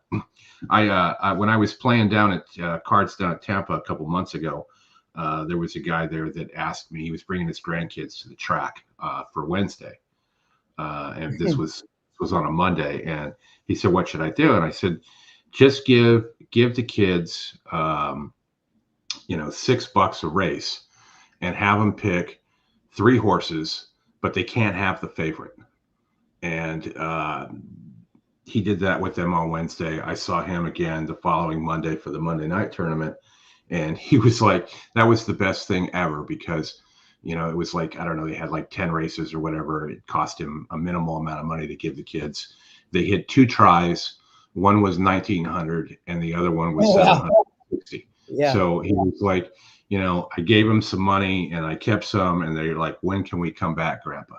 And that's, those are just kids, right? They're basically looking at the program and, trying to figure things out. But when you tell them you can't have the 4 to 5 shot, they don't understand that, okay, I can't have that one. I'll pick 3 other ones. And then when the 4 to 5 shot runs out, then you're good. The horses have reached the starting gate. I know a few people that spend way more money than I do on this. And when they sit down to go play the races, they've got an Excel spreadsheet that has their entire plan for the day on what they're doing. And they don't deviate from that. They form their opinions. This is what we're going to do. And then fire. Yeah. Tony, I saw, brother. I wish that the 3 was my top pick in that race, Royal man. Pain. And I felt bad. The 5 just didn't run. So far back. The 3 was second time back over to the dirt, man. And that horse was working well, but had a 10-point GSR increase. I'm playing the 7-8 exacta here box. I'm just playing the chalk with the 7. I think that the 7 horse has a really big opportunity. I really like the 4 and the 7 in the next race. So I'm going to play a 7-8 daily double into the 4-7 daily double. So, I did the same thing, Justin. I went 8-4-7. I just taken the chalk here and moved. Yeah, I did think the 7 was interesting here, which if I remember correctly is Outlier is EquinEdge long shot. Base of the race. I think the 7 could wire the field here actually. So 6 Orland. I don't not quite in going in now. You placed, maybe you're saying you placed the 6 in there of. Come on, 7, get the lead. Gets the first call. Outlier on the outside. Luigi's Spirit and I. Hey, don't take it on the wide, 8. Run. Then here comes Mind Tap on the outside, about 4 deep into the turn. Wants to be a part of the pace there as Mind Tap moves to second. 8. Around that turn, they roll Outlier as Mind Tap. Now tucks along to second track spot. Really dried out. On the inside in third position, I won. They got the snow off of it. Clear. A length and a half more. Luigi Spirit well settled in the early part of the race, and it's another 5 back. Royal Pain is followed by Maker, Armando R8 really and last, and some 17 from the front. They race down the backstretch. The 8 now. looks Outlier. like he's running nicely. The 7, I think, might be slowing down a little bit, to be honest. We'll have to see. Outlier, the one to catch, pace just even.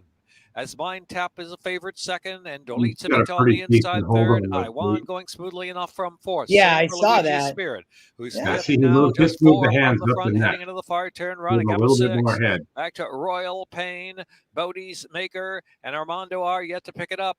With 3.5 furlongs left to go. The 3 Outlier in there our on, lead. or that's Mind the Tap asked the 5. question on the outside, and now maybe going to even terms The there is 4 Mind looks Tap. to maybe Mind have Tap some trying to get that horse. gray head in front. 5 From as Outlier well. second. The I won. Cruises up well, 3 wide. Dolitza Like Vita, Jockey on followed by the Luigi's around. Spirit, What's and he looking Bodie's for? Maker trying to come I alive. don't know But why very jockeys do wide is that. Bodie's Maker on the far outside. The one Come on, widest 8. into Put the the stretch. 5 They away, turn 8. in.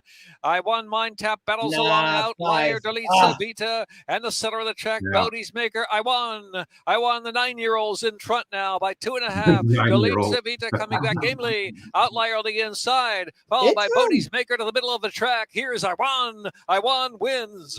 I won. Photo second. Dolitza Vita Outlier, and then Mind Tap and Armando R closed a lot of ground. We talked about this when we looked at Laurel earlier. I thought just a very tough sequence today there. Like I really did. Tread lightly. And we'll come back here. I do like that exact in the next race, Chris. And I don't know, maybe we'll there's a horse to watch in race 5 too, the 11. So and I know that we need to, so I know I said I would show that as well. And I need to do that. I just need to be able to. So Chris, why don't we do this? Let's go. We can listen maybe to Fairgrounds, to be honest, and then I can try to grab the horse to watch list and pull it up. Okay. All right. Green, yep. Hunter Green. We're going to listen to Fairgrounds, race number 2. Big day out there. Agent Creed loading up. Yeah, they're off the turf. The 2 is an EquinEdge horse to watch. I thought this horse was interesting before. The 12 is the top GSR. Points proven, gets over to the dirt with this wet track GSR. So I think that I'm looking at 12-2 here. The 2-1 favorite. Yeah, I had bet the 2 to win. Yeah, the 12-2 I thought was very interesting as they came off the turf, to be honest. So, the 12 would be where I would land on top.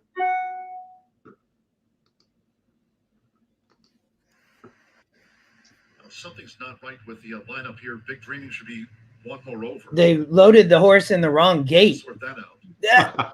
What? I don't know if I've ever actually heard that. I mean, I'm sure it happens, but I don't know if that's crazy. All right, so now Big Dreaming has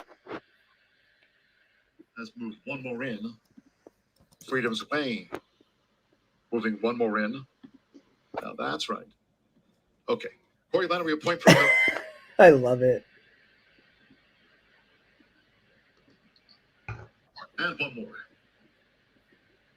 Tyler Gefleon with Main Track only entered the Reds, like Agent Creed, both are top. So with the Mount 16th, second today from the Fairgrounds. All good to go. They're in the game.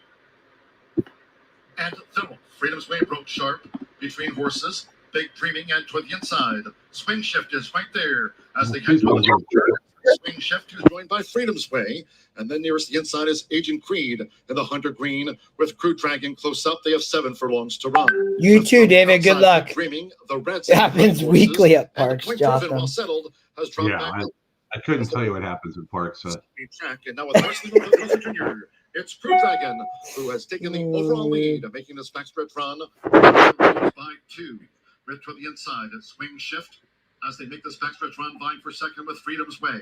It's Crew Dragon, who leads the way to a half mile from home.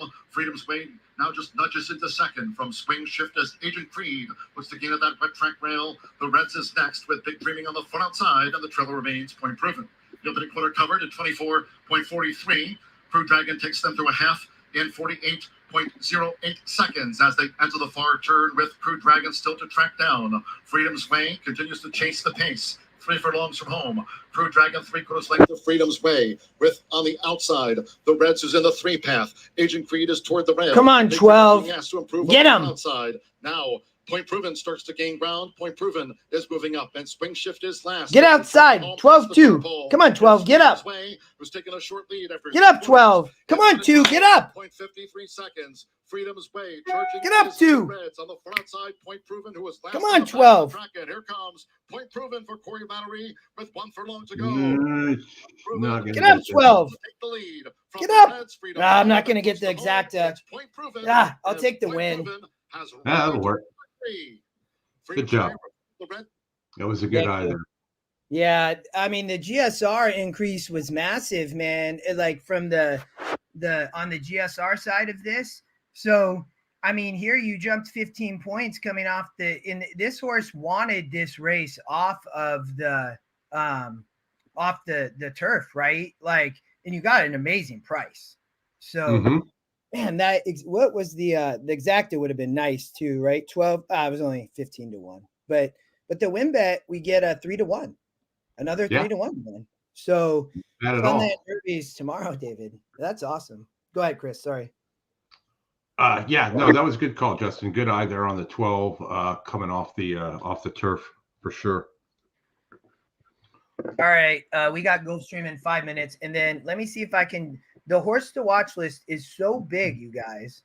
Yeah, I can't even share it on like a screenshot, and like it's just so big. So hold on, let me see if I can. Well, you know what I can do, Justin? I'll tell you what. Let me see if I can do this. I've got it here. I'll go to the YouTube chat.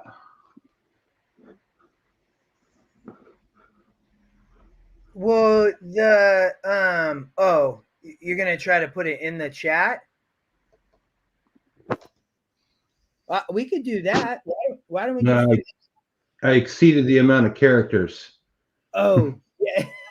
Let me try and cut it down and see if I can get this in some sort of order here. So what I'll do is let me see if I can. So I have just give me a second. That's why I'm leaving Gulfstream on there. I have I need to see if I can share back across to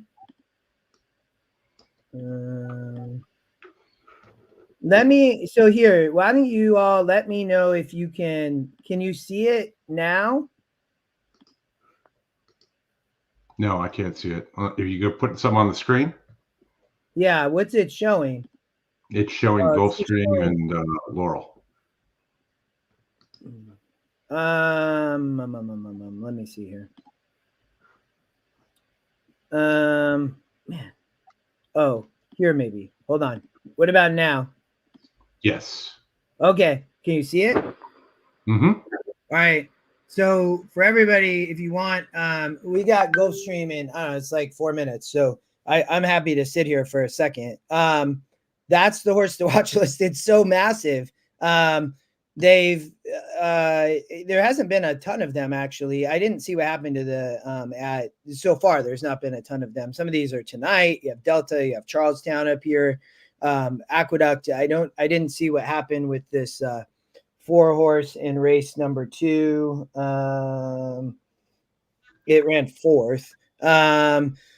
Fairgrounds, the 7-horse in race 1 ran an okay race. I remember that race. There's some Fawner horses. You have Golden Gate, Gulfstream, Sam Houston. There's some at Los Al. Here's Laurel. The 4 and 7 are both horses to watch in race 4. That's where I thought both those horses were very interesting. A bunch at Oaklawn, and then you have Santa Anita and Tampa Turfway down here. So.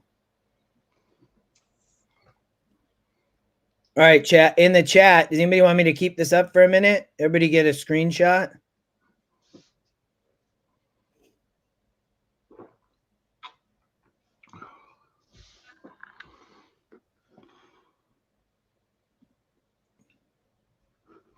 All right. If we need to bring it back, we can. That's okay. So just tell me. All right. We got Gulfstream Park in race number 4. We're live in the pick 4 to a An interesting single in race 5, but I thought this was another just too small, can't read. Really, Stephen? Let me try to do it again. Justin, let me just do this.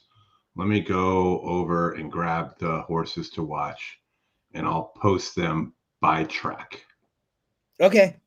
That or way, just you could cut it and maybe cut it into 3 sections or something. You know what I mean? You could post a few tracks and a few tracks. Why don't you? That'll help. Then it'll be in the chat because you could star them in the chat. I don't know if that will help too. You know, I don't know. But let's. I just can't exceed. The chat has a character limit, which is the problem. So let me just go through here. It'll take a few posts to get it done. If people can just not post for a minute, you'll get all of them in order. It just takes me a little while to navigate the mouse around 3 screens to get it. All right, we're gonna talk Gulfstream Park Race 4 then. They're definitely 1 minute to post or 0 minutes to post now. So I'm all about the one, Justin. I love the one. I thought that this horse was extremely dangerous. 3-star work. The 5, everybody hammered the 5. That was to be expected. The morning line was so wrong on this horse. I'm not sure what happened, but EquinEdge had it at 5-1. It's currently 3-1. I don't know. I don't like the speed on Topito, but I did use this horse. I thought the 1-man Moonrise Drive, this horse is extremely dangerous with David Egan. He's the other jockey that came over with Murphy. And this is a young kid. He won the apprentice title over there. He's going to be dangerous here on the Topita, I would say. I'm with you on the 1. Lightly raced, has burned a little bit of money, but both these tries, but I thought really did fit here. So, but I also used the 7, 8, 10, 11, and 12. So I thought the 7 at 11% versus 11%, 12% now for Drexler, I thought was extremely dangerous. It's, lightly raced, fits here, has some layoff lines, but Drexler had this horse at Gulfstream Park here, and I thought this horse could improve. The 8 is working well. I think that, if you toss some of these turf races here where the GSR was really low over at Tampa, I think you 100% can get to this horse. Bullhead. Jose Ortiz rides for Kathleen O'Connell. You're getting 5-1. Should have a good trip for Jose. And then I also used the 10, 11, and 12, which, the 12 is going to be up near the lead at a big price with Alvarado. Belly of Jelly, the 10 is Irad. And then the 11 is Candy Street, the EquinEdge long shot for Elizabeth Doble. So Chris, I don't know if you had necessarily preference here. You're still posting, so that's good. I'm spreading this pick 4. I'm single to the 3 in the last, which is going to be probably the longest shot on the board, I would say, in the race. Not going to probably be an awful price. It would, probably 5-1, I'm guessing. I thought that this horse in the next race, you have graded stakes winner in the 6 or the 8. The 6 is Irad for Safi. 4, Paco going to try to wire. I thought that the 3 horse really just fit here, and, versus this field, it's just not a great field. If you get over the 8, but the 8 is not, this is so just suspicious. I just worry that this horse wins this race. It is working well, I would tell you, but it's just it's a brutal drop. So trying to win with the 3. Right. I have posted all the horses to watch. If you hit any of those, you can send me a PayPal of a few bucks to treat my property. So, I even posted the Sam Houston races.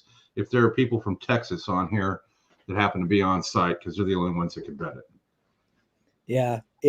So you're on the 1. I don't disagree with you. If I, I'm going to pick a winner. They're not heading the over 5. to the track now. Yeah.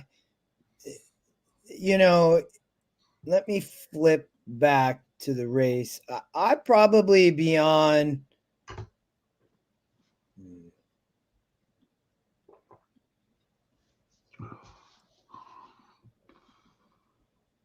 I'm not sold on the 5 on the lead. I do think the 12 a little bit interesting up there. I did not use the 9, but I think Irad's probably. Go ahead. I said, Wiz, I'm already drinking bourbon. I do think Irad, Belly of Jelly, is interesting with Irad. I think that horse sits a good trip. I also talked a lot about the 8. You know, and that's Jose with O'Connell. I think could run a great race. And the horses are at the gate. I talked about the 7 too. That horse you're getting a great price for Drexler. Tapeta track, the surface of choice here. 1 mile and 1/16 the journey. The first horse in line is Moonrise Drive, Law of the Jungle, Ensign Skipper ready. I'm going to land on the 8, would probably, or the 10. I'm going to land on one of the Ortiz brothers is my top pick, you know, but hoping to beat 5 here. You know, Source is going to try to wire on the Tapeta, and it's not easy. Well, if one Ortiz wins, they both win, right? We learned that last weekend. I don't know. I'm not getting back involved in that conversation. Christensen will complete the line.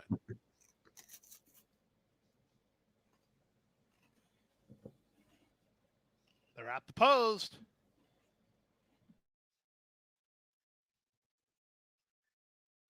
And they're off. Level beginning. Soon after the start, it was Racket and Moon Mischief who began for the early advantage. Up on the outside, Christensen trying to work over. Shake Your Bones drops over to the rail. Just ahead of him is Belly of Jelly with Candy Street a bit wide on the course.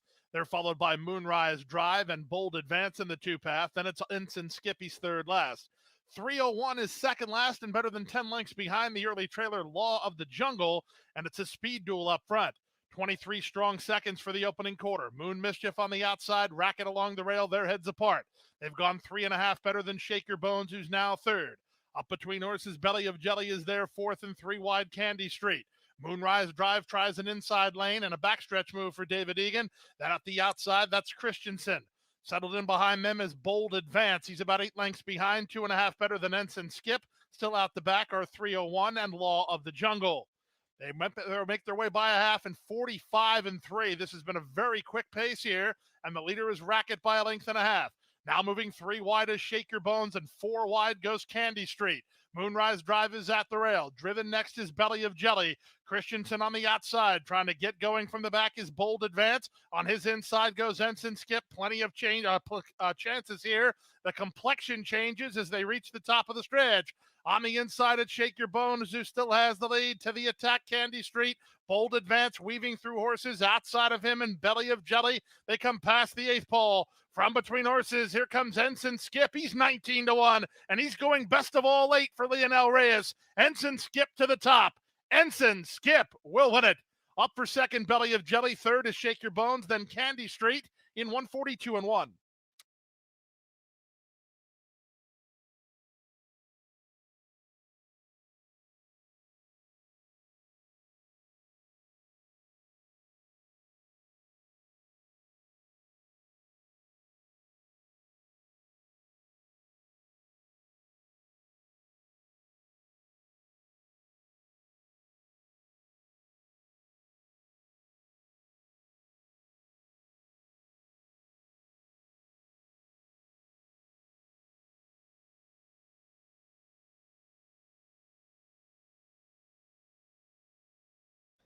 Thank you, Cincy. I was saying that I didn't use the 3 there. That's a bummer. That the sequence can pay massive.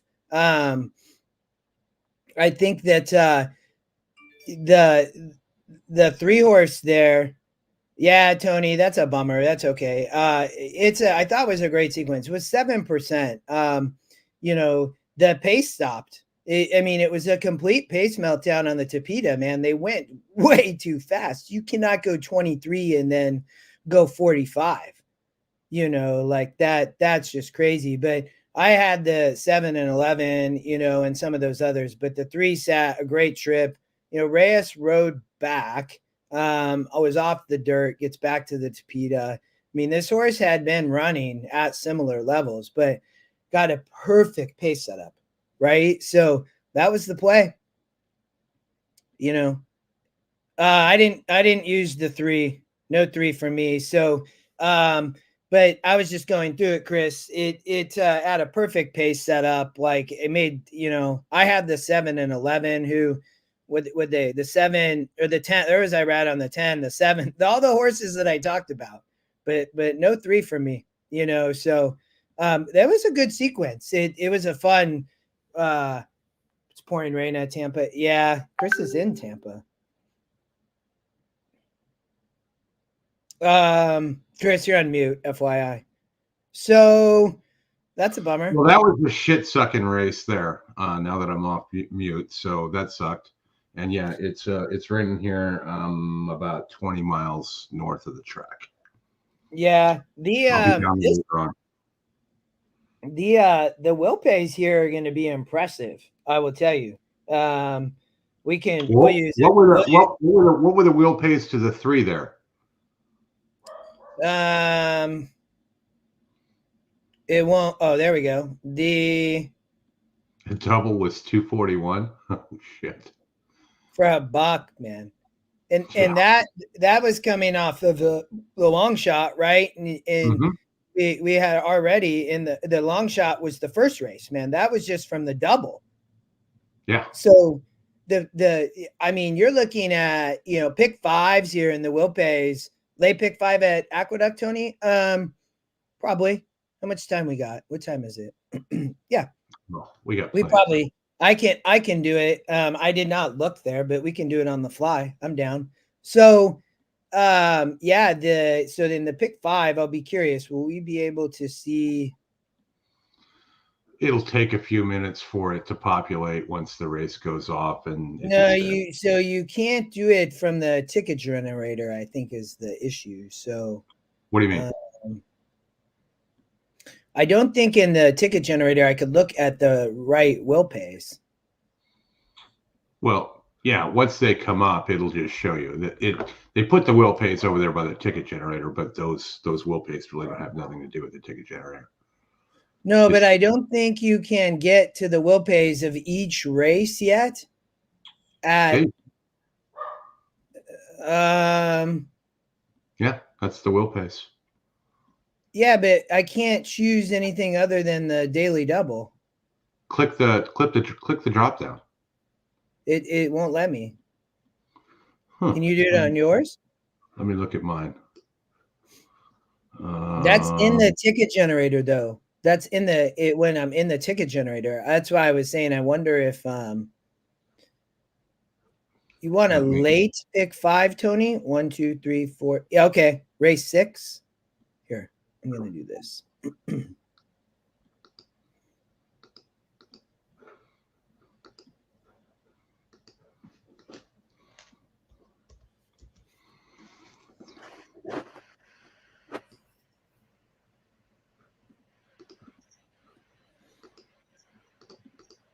All right, so we'll come back to this since we have with that. We'll do that for sure before the show ends. Laurel race 4. I like the 4-7 here. Yeah, Tony, we'll look there. I'll handicap it on the fly. That's fine. No, you are right. If you're in the ticket generator, you will not be able to see it. It only shows everything for the first race. Yeah, that's what I was thinking. So I'll make a note of that and get that over to Brad and Scotty and see if there's something to change. One other thing that would be nice, Justin, if you just click on will pays or probables. Hold on, let's go. I'm on the 4-7 here.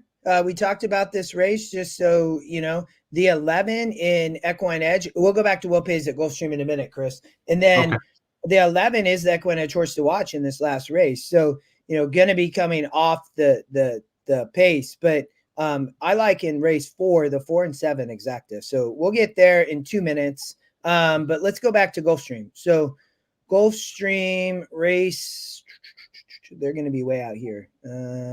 Race 5. All right. So, and then, so I singled the 3 in my dead ticket there. Will Pay's not ready yet. Oh, they're available. So hold on. They just came up, I think. No? I know they're available because I can see them on. Yeah, I bet we have a little delay. So, but man, Will Pay's the pick 4 is paying 14,000 to the 3. You know, minimum 3,800 to the 6. The pick 5's minimum 15,000. The 3 is 87,000. So yeah. That was a great sequence. I mean, they did I knew it was going to be tough, man. I was like, I'm not playing this pick 5. I'm just like, it was a tough one. Try the Will Pays again, Justin. See if it comes up. Yeah, I bet they just take a sec. Okay. Click exact. Click probables. Let's look at that. Oh, we can't get anything to go right now. All right. Hold on. Try Laurel. Go to Laurel. Well, yeah, and we're gonna go there because I think the 4, I'm gonna play the 4-7. We have 1 minute. Let me look at track. Hold on. Let me just yep, 1 minute to post. I'm gonna put that over there. Okay, so we'll try this once more. You're on the 4-7 here. Yeah, over at Laurel Park. So if we go to probables, the 7-4 is 47 to 1, and then the 7-4 is 42 to 1. The 4-7 is. One thing I want to ask Scotty to do is you can't move that box, right? It overlays on top. If you could move that box over to the right where you could still see all the metrics and everything, that would be super handy, because if you're looking at probables or will pays or things like that, it would really be cool to be able to do that.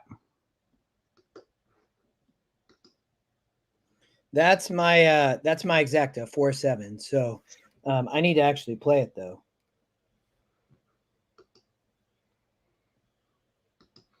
You gonna play those horses to win as well?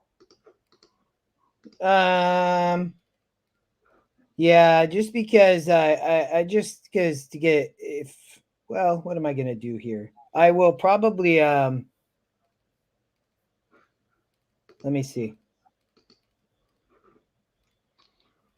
I'm gonna play an exacta actually with just both of them on top for $20 overall, just as a saver bet, like in versus win bet. So I think that they're both prices. If one of them gets there, the trifecta will get my money back, even if I don't hit the exacta. But I think you can. And I even like the 4-7 all try for $4. I mean, pressing the 4-7 in first and second in a short field. If the 3 doesn't hit the board, it is the pace of the race here. But this is a nice allowance race, and the morning line liked it, but it was only 27 or 24%. 2 to 1. Let me get over to our video.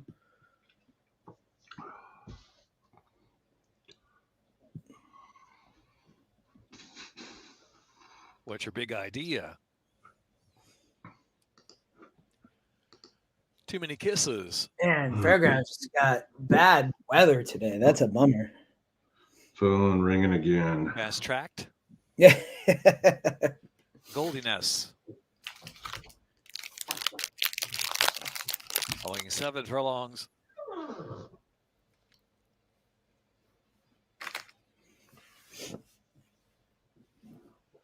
I'm getting about 40 to 1 on the 4-7 here. So, and they're off. What's your big idea? Fast Track had a good start. Here's Goldiness up on the outside. Fast Track now settling in third position as they race down the backstretch. Here's Bay Street moving along 4th position within 5 of the speed. Bossiness and Too Many Kisses trailing the field. Now with 5 furlongs left to go, what's your big idea? Set the tempo at the rail, leads at about a length and change from Goldiness second, Fast Track. Down inside there, close third. Another 2, Bay Street, traveling in the clear fourth, and 3 more lengths back, and it's Bossiness second to last, and Too Many Kisses on the inside. Heading into the far turn, and what's your big idea to catch? With Goldiness trying to make an impact from second, Fast Track is third, as Bay Street moves up smoothly on the outside. Here comes Bay Street. Bay Street now third and 3 lengths off of speed. What's your big idea? Another 5 to Too Many Kisses, and trading the field is Bossiness. Three's What's your just big coming. idea? Turns for home. Bay Street on the outside, moves to second, and Goldiness is in third. Fast Track drifting out a little bit in fourth, and Too Many Kisses is Come next on, in between Four. horses Up and horse. angling to the outside for the final furlong and a half. Nah, too Bay Street fast. in front from Man. What's Your Big Idea, and Too Many Horse Kisses game, reaching too. on the Look at that. outside into third. A furlong left to run. Went too fast. Bay Street in front, Too Many Kisses on the outside. Too Many Kisses trying to get by as Bay Street is just there. Too Many Kisses. Too Many Kisses. Five back of the second pack trip. to win. Great Over Bay race, Street but second. Is that a What's too Your fast. Big Idea? 45 Fast and Track. 2 on the half. You know, was a good option from a bet standpoint. You know, the 3, tried to essentially kind of sit off the pace there. The 4 just showed a ton of speed, right? So a bit of a different pace than I would have expected, but the 4 ran a good race. Obviously was sharp and ready to go. So, all right, let's see where we're at. We got Gulfstream race 5. I not a great betting race from the standpoint of any vertical bets. I did think the 3 was interesting. So we can jump back there once. Tony wants to look at the Aqueduct late pick 5. I'm all for doing that. We got Gulfstream. They're in the paddock right now. 3 horses, 7 to 2. This afternoon, a mile on the turf. This is a claimer for 4-year-olds. You know, it's a good race here in the 4-horse field because I think that the 8 is here. Did have some early scratches today with the 1, 2, 5, and 7. So dealing with a 5-horse. Is that a Jose Ortiz bobblehead? Part of the day. But before we get into the race, I want to remind everyone here on track that we have a great cause going on right here with bobbleheads. So if you get a chance to go up for just $25, you can get a signed. Was that Irad or Jose? Benefiting the well, that's Jose. That was a Jose Ortiz bobblehead. Did you guys see that? Chris, it's bobblehead day here or something. Right in front of me is the super. Do they split the profits on the bobbleheads too? The head bobbles. A lot of going on with that. I don't know, but just kicks off Ron, which I love Ron. I'm glad to see him back. And he was sitting at the table there, and he's got like a little Jose. I'm like, is that a Jose bobblehead? 4, 6, and 8. I think those are the logical ones. Got coverage in race number 9. All right, we'll come back there. Tony wants to look at the pick 6 or pick 5 at Aqueduct. That's at right before we'll probably drop off here in about an hour. So we have a little bit of time there. We can do that in between. We have Gulf. Actually, we can. Tony. You want to go out real quick? They're off in 2 minutes. Yeah, we can. I didn't look here today. Maiden race. 1 as a pace number. Latifa. Top GSR. Top 2. SR at the distance. The 2 is the horse to watch who is scratched. Great. Yeah, I had that up there. Yeah, I kind of logged them in. The 1 horse here obviously is interesting to me, seeing this. It adds blinkers, so it's right here. Blinkers on. Ramon Vasquez rides. It looks like first time Ramon Vasquez. Ricardo Santana been riding. Going to be up near the lead. The GSR of 66 is the highest, I would say. Chris, I'm probably just landing on the 1 here to go gate to wire.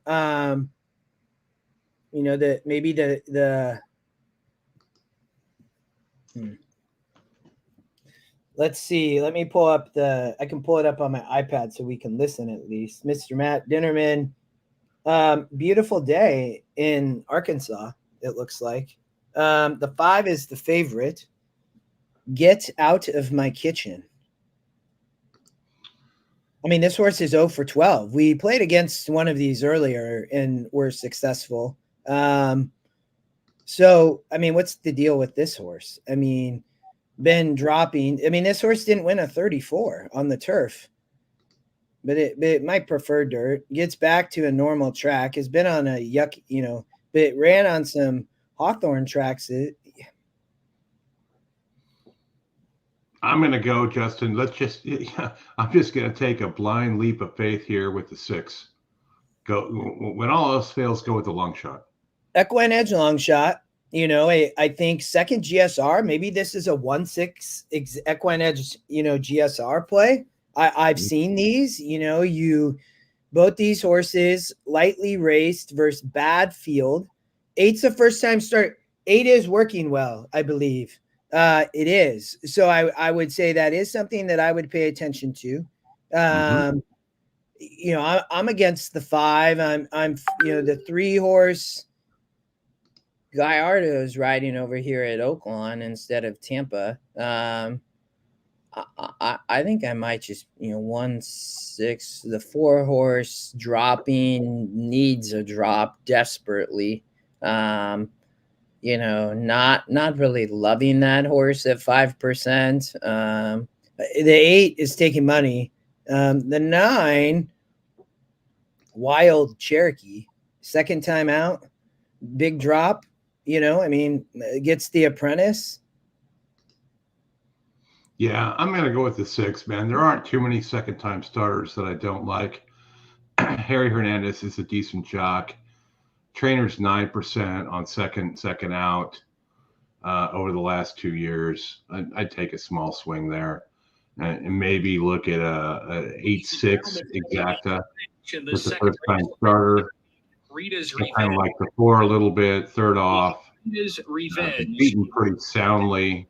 Out of this second race. So here's the deal. Here's the situation. If you have Rita's Revenge number 8 and win, please show. The manager is here. Harness Racing. The manager. Welcome. What's up, manager? The only time I usually play Harness Racing, to be honest, is when you're drunk. Yeah. Yep. That's about the only time, Chris. And I've spent my fair share of money playing drunk artist racing and late at night. I mean, the thing about here is because I'm on the West Coast, occasionally I'll catch this stuff, but I don't know how to handicap it. So just bet the 1, man. It gets the shortest trip. I know some of the jock names, right? And I know some of these horses and stuff. So I'm showing Aqueduct. We were talking about Oaklawn. Sorry. So the 8 just scratched. Chris is on the 6, the EquinEdge long shot. Sorry, Matt. I thought the 1 Latifa is wiring the field. I'm on the 1 here to win and wire. And I think that I would box the 1 and 6 and even put the 9 in second. So it's I think a $4 bet there. The 8 just scratched. I thought that horse was a little bit interesting, but have you ever seen, Justin, a bigger drop than 120,000 maiden special weight to 12.5 maiden claiming? That's 100. I know. Almost $100,000 drop. I mean, it's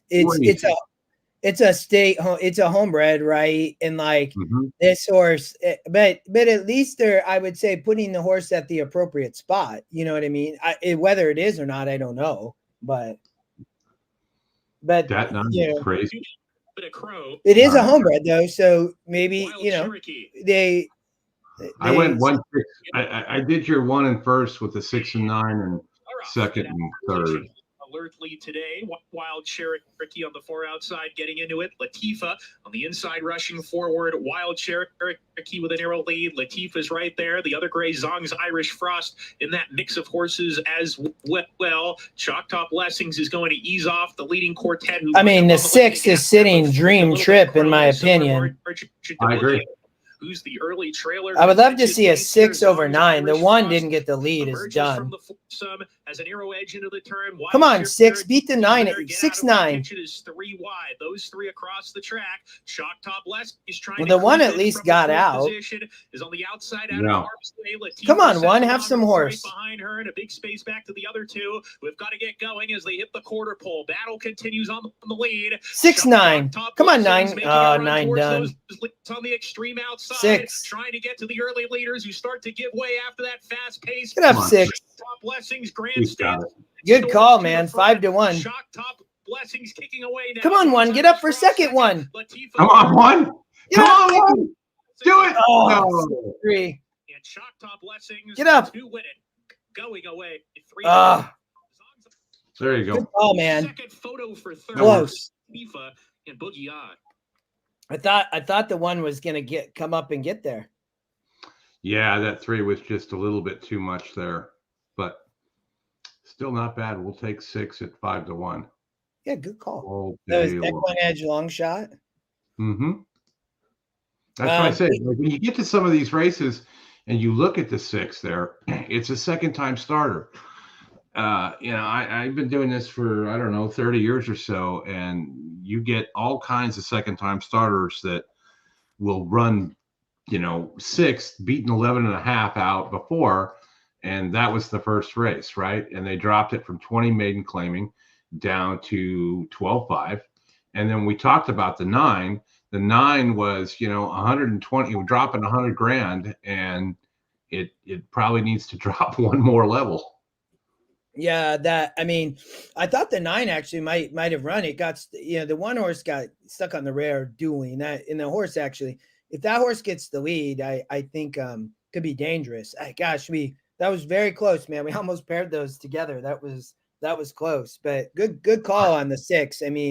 Got a good price too, like you said, at 5-1. So they are moving over to the turf course at Gulfstream for the early pick 5 finale. And you like the 3 here, which is still bettable at 4-1. That's the longest shot on the board. Yeah, and that was to be expected here. The 8 is a grade 2 and a grade 3 winner, dropping into a $50,000 claim. So I'm gonna play a 3-8 exacta, 3 over the 8 cold, and then I'll box them to save. I do think the horse probably has the potential to run here. It's just such a massive drop. Paco might be on the lead. 3 might be on the lead. There's the 3 horse. I just thought that the 3 really fit here. And I thought it was just a very sneaky play, to be honest. I thought that you had the potential to beat some of these. And if you look at the wheel pace, Justin, you're getting, if you box that, you're getting 7-1 on 3-8. It's paying 14 both ways. Stepping on to the turf course and moving into the gate now for race number 5. It starts the tropical turf pick 3. Starts your middle pick 4. Novo Sol is favored. The other Safi horse, Public Sector, is the 9-5 second. How many claims will be in for the 8? Public Sector and the tropical turf pick 3. They're in the gate. And they're off. Yeah, send it, baby. Vladislav gets the first ball and will work to a pretty easy lead. Novo Sol, who is now second. Ray Reed on is away in third and dropped over to last is Public Sector, last of the 4. 9-2, longest shot in the world. Junior Alvarado and the longest price runner in the group. Vladislav on the comeback try leads 3 parts of length. Novo Sol is second, Reed on is third, and Public Sector's in Come on, Junior. They go to the opening quarter mark, and the leader is Vladislav, as all jockeys content with their positions at this point. The opening quarter was 24-2. Vladislav to the backstretch, 3 parts of length over Novo Sol second. Paco Lopez and Reed on tucked in third, and still at the back is Public Sector. They make their way 4.5 furlongs from the wire, and up front, Vladislav with a bit more pace pressure now as Novo Sol's turning up the heat under Irad Ortiz Jr. Reed on is third, and the trailer is Public Sector. Half mile in 48-1, the second quarter quicker than the first as they leave the backstretch and move on to the far turn. Up front, it's Vladislav by almost a length. Novo Soul keeps the heat on second. Read on under that loose rein from Paco. He's now third. Trying to get going from the back is Public Sector, and Novo Soul tries to reach Vladislav. Vladislav with the lead, but on the outside, Novo Soul right alongside. Alvarado more animated in the saddle on Vladislav as Novo Soul is ready to take over. 3/4, 1:11 and 3. Big game, baby. Vladislav trying to fight off Novo Soul. Oh. Novo Soul powers forward now. Vladislav is second. Read on is third. Public Sector on the stand That side. 8, man, 16 is to go. just Novo no. Soul driven out. Read on second. Novo Soul in front.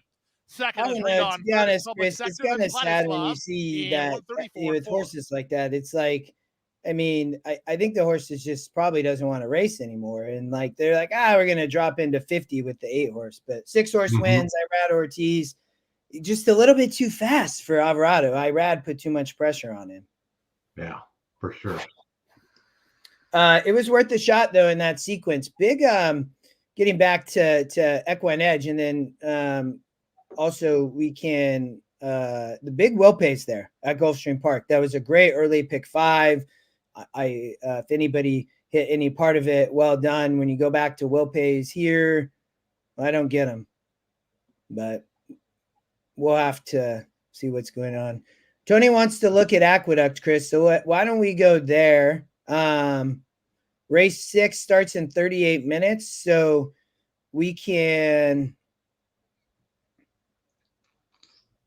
So, all right, I got to handicap this on the fly, Tony, because I haven't looked at it. So the 6 horse here is pace of the race, EquinEdge long shot. Chris, did you look at all at Aqueduct? No, I don't look at Naira anymore. But What? I'll go ahead and cap, and I'll look at the horses to watch and check the workout reports for you. Well, yeah. So do we have any? Are there any horses to watch in this sequence? I'm getting there. I just opened up the workout reports on this one. What race are we starting in? 6, 7, 8. Oh, the 7 in race is 1%. Race 8 to 7 is 1%. And 9 in race 10, or the 2 horses who worked in this week. Okay, so just the 7. So, and why don't you do this, Justin? Let's have some fun. Go ahead, just do put in I don't know, $24 or something, and then when it's done, go single that 7 in race 8. Well, so hold on. I'm not opposed to doing that, but I just want to look at one thing. Race 8, the 7, quick. Was that quick power nap? Is that the horse here? Yes, quick power nap. I mean, it is only 1%. So I mean, I'm not opposed. What about hold on. What about the 5 horse as a single here in race number 9? This is the State Bred Stakes, Venti Valentine. Cut him back to 7. The horse has won at 8 furlongs at both Saratoga and Aqueduct. SOR fits 1 off the lead in a 72 and 68.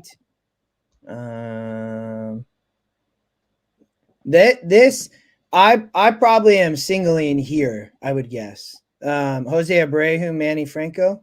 But I will do it. You want to single the 7 here, this 1%er? Yeah, why not? Single it and see what the ticket generator gives you. That's what I just did in a pick 6 with 128.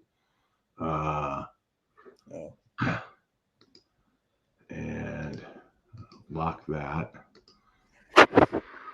Well, so it wants to single the 6 in the first race. Yeah, are you doing a pick 5 or a pick 6? Pick 5, okay. Yeah, pick 5. He wanted Tony, you want pick 5, right? If you're still listening. He wants pick 5. I can see it. Yeah, so, it does the same thing in a pick 6, Justin. It'll single the 6 on its own, and then if you lock the 7 in race 8 with the horse to watch, that's what you're going to get for the late pick 5. Pretty much does the exact same thing. 2, 5, 7, 8, 1, 4, 11. Drops the 11 in the pick 6 at 128. Yeah, I mean, so here, I mean, if we handicap this, and then we have race. Well, actually, let's do this.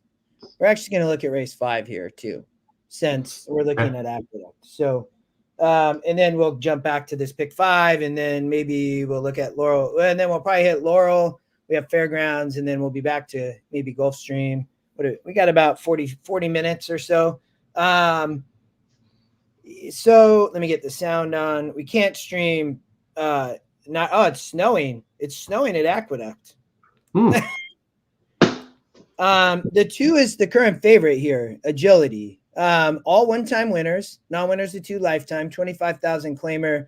Race number 5 at the Big A. The 4 removes blinkers. Man, I mean, when I look at this is the kind of wide open. So you're on a good. I like the 3 drops in class. Claimed by Jacobson. 9-2. The 3. So DGP. You're on the. What'd you say? The 2? The 1? 3. Oh, the 3. Red TGP. 2 minutes to post here. Well, 2 horse going to be up near the lead. Has not been on the lead. This horse has not won in, my gosh, since 3 years ago. No, 2 years ago. 2+ years ago. This horse won just up near the lead, and then has 6 second places. Agility. Current favorite Dylan Davis. 0 for 5. I mean, the 1 is the second EquinEdge pick, Manny for Linda Rice. Manny's only hitting at 12%, with Linda only hitting at 10%. Chris is one of most favorite. By the way, Linda's going to be on a 2-week vacation here soon. Oh, for another positive, and she's transferring everything to Adam Rice. Yes. Oh, that's her son, right? No, it's her nephew. Oh, okay. I mean, the 1 is dropping. I mean, I see it. The 7 horse is 18%. Kendrick Carmouche for Bill Mott, off a layoff. This horse, I like the name, Dr. Settled's Dream. His horse could improve. It's dropping. I'm kind of landing on the 7, to be honest, with Mott here. Doesn't use Carmouche, it looks like a ton, but with Alvarado, this horse is up at Aqueduct. Alvarado is obviously riding down at Gulfstream. You're on the 3 with Jacobson. The 5, when Love takes over, 1 last out. Madison rides. She did not ride last out, so this horse is off a claim from Handel, Chad Summers. I look to be probably landing on the 7, maybe off the drop. Horses at the gate. It's post time. Post time for today's 5th. I dropped you a comment in the StreamYard chat about Linda. The 7's horse to watch. Oh, you're right. Yeah, I'm on the 7. I have the note right here. I'm on the 7 then. Yeah. 7-3. Those are my 2 favorite numbers. I'd take that. Thank you. Who said that? I didn't even catch it. Kevin. Yeah, thank you.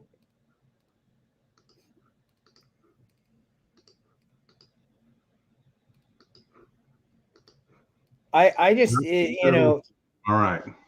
In a race like this, you have the opportunity to, it's just not a great race, and to play against some of these. I mean, the 2 can be up near the lead, but the 7, I think on a 1 for 8, I think this horse can improve still off the drop.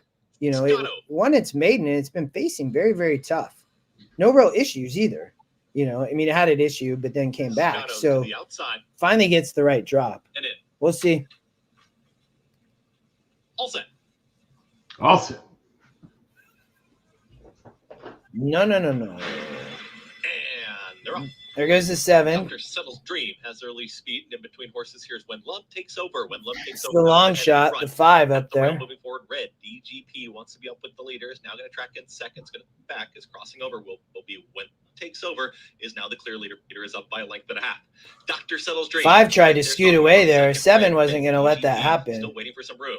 Tugging here at Dylan Davis. Agility wants to go. Orange Blinkers has moved all the way up to third. And also brings blue plates. That 2-horse didn't break well, I'm guessing. 4 across the racetrack as they work into the far turn. Towards the tail end of the field, there it comes. At the rail, it's You Better Be Joking and Honed, and the trailer is Scotto. On the front end, When Love Takes Over has been confronted to the outside by Dr. Settles Dream. They're 1-2. Just stop them. Agility starts to lose some ground, and a 4-wide run from Blue Plates Special. Blue Plates. Uh-oh. What happened? Lost the video. When Love Takes Over, not going anywhere. Oh, 6 gonna get there. Bounding up on the outside, and Blue Plate Special is opening up on the top duo. It is now Blue Plate Special inside the final furlong is 6, 3 lengths clear. Blue Plate Special 5, up here in the late stages, a 16th left to 7 go. might hold on. No. 6, 5, 3. Blue Plate Special gets the win. When Love Takes Over finished second. Then Red DGP, and You Better Be. Well, that you played the Super, Tony. You like the 6? Well done. I mean, Blue Plate Special 11-1. You get a amazing price, Tony. Well done, man. Got a great trip on the outside. You got a great price. Good job, man. That's a big boom. Good job.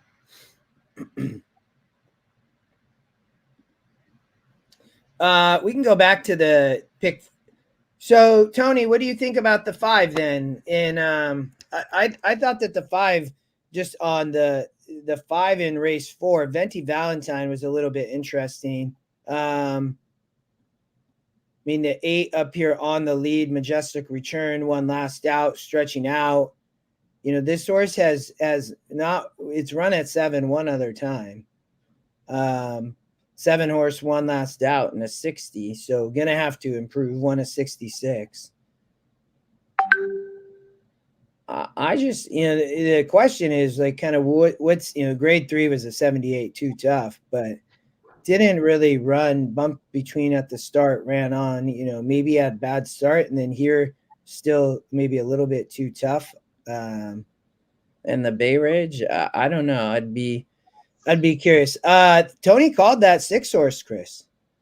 Nice. Blue Plate Special, 6-1. Good job, Tony. 11. Got 11-1.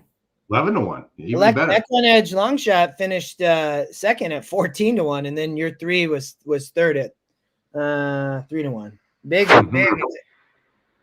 Yeah, I mean the Venti Valentine, Tony. I'm guessing you're talking about. Yeah. I mean, this is what I see on the surface as a single. I think that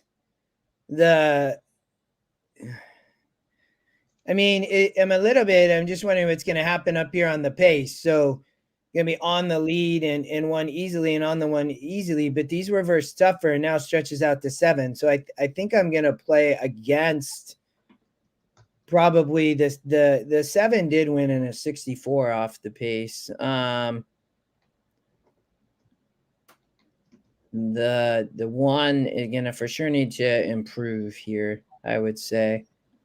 The 6, 11%. EquinEdge Morning Line doesn't love it, but has had some layoff lines. That 7 furlongs hasn't a lot. This horse has been a specialist at 6.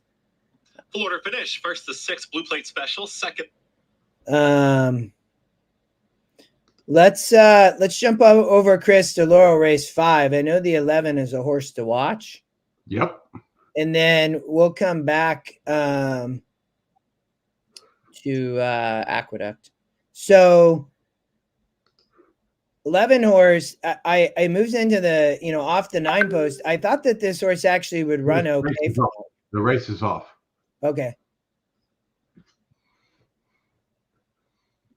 We'll watch it still. Hold on. Oh.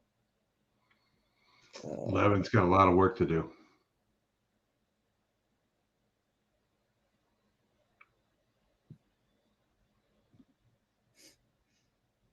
early speed.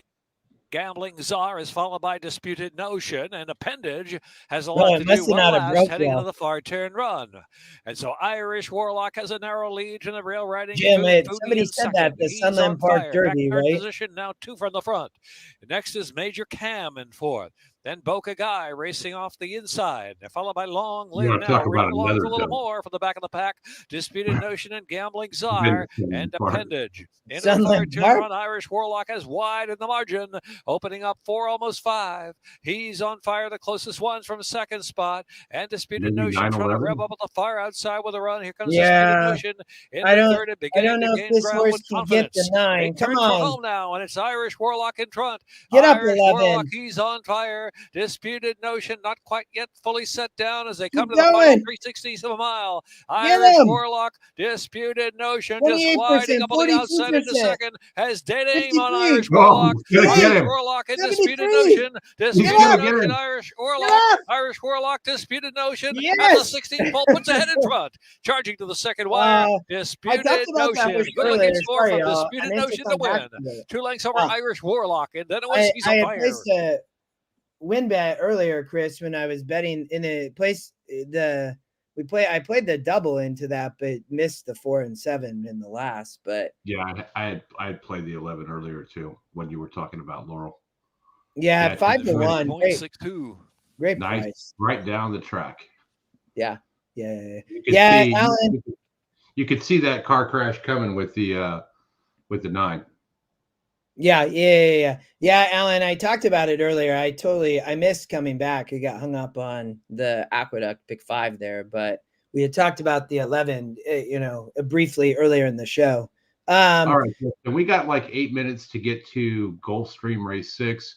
We got 30 minutes to go. You want to flip to the Risen Star? Well, Tony wants to pick 5. I mean, we can try to do that before we go because I'm happy to talk Risen Star. Yeah, that's Rachel we could talk about before we go. But yeah, flip over to Aqueduct and run through that. So I'm, at the moment, I would be singling the 5 here, to be honest. I know the 7 is a horse to watch here, but at 1%, I struggle a little bit. So that would be my only concern, Chris, by trying to single the 7. I would use the 7 as a horse to watch for sure. Mm-hmm. But I think I would single the 5, Tony. It sounds like that's where you thought that was the best bet too. 8 is a horse to watch. Okay, Wiz, we'll get there. Tony, this is taking a second, so you're gonna have to wait. But I'd probably, Tony, because I didn't look at the whole sequence here, I'd rely a little bit on Ticket Generator. Come on.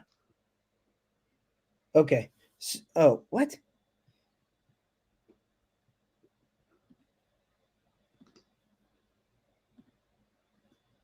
It didn't like the ticket generation. Maybe it's a sign.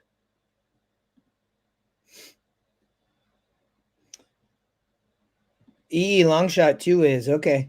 Well, we're gonna jump to Gulfstream. Tony, we'll come back. Looks like we have 20 minutes. So let's jump over to Gulfstream Park for a minute.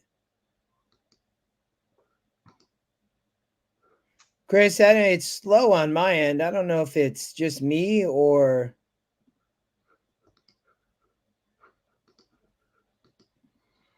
you having trouble. Which track are you at? Gulfstream?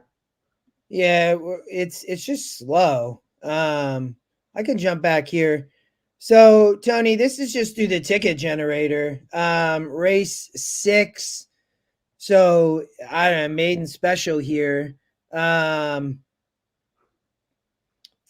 scratch, GSR, a lot of first-time starters.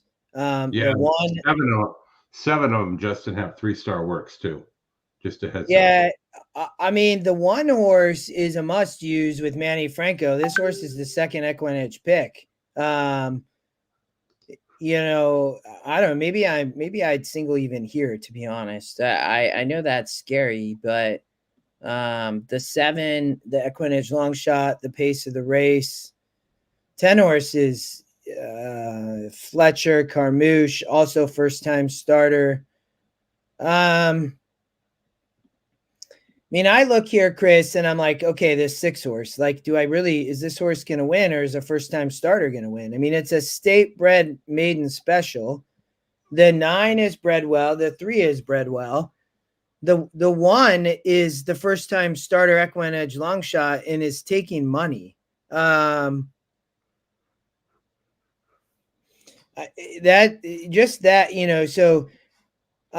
Here in this race, 2 is the pace, the speed, running 7, stretching out, GSR goes up, missed in a 70 last out, it's a 74, Linda Rice, this horse, I guess could improve here and win. I mean, it had a nice maiden win. The 4 horse, Halilina's Forte, the GSR drops. Eric Hansel for Philip Bauer. I'm not necessarily loving this horse, but it is the top pick in 29%. The 7 is one of the top GSRs as well as the 1. Is the 7 the horse to watch here? No, that's in the next race. No, yeah, that's in the next. That's race 8. Yeah, Alan, it was struggling. What did the system, you mean spreading here in race 1, 1, 6, 7, 8, 10? I mean,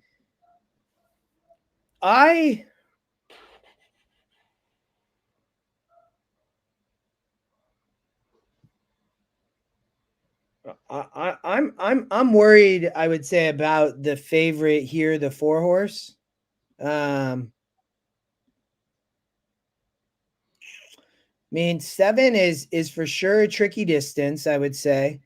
The 1 has never been 7. It just won. It's going to be tough to come back. The 6 raced in, much, much tougher, but didn't really run up near the lead. And this horse won at 7 last out, broke its maiden in a 52, and now dropping into a stakes race.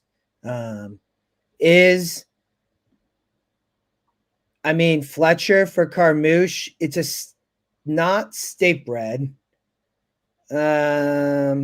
Eclipse thoroughbred. I mean, it's hard to come back. This horse really struggled to win.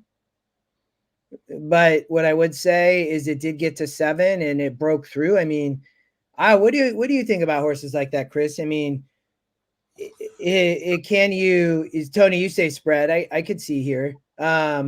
It's unreliable. I mean, again, you end up, the problem is here with this sequence is you get to a leg like that and you end up spreading too thick. And what happens when you do that most of the time?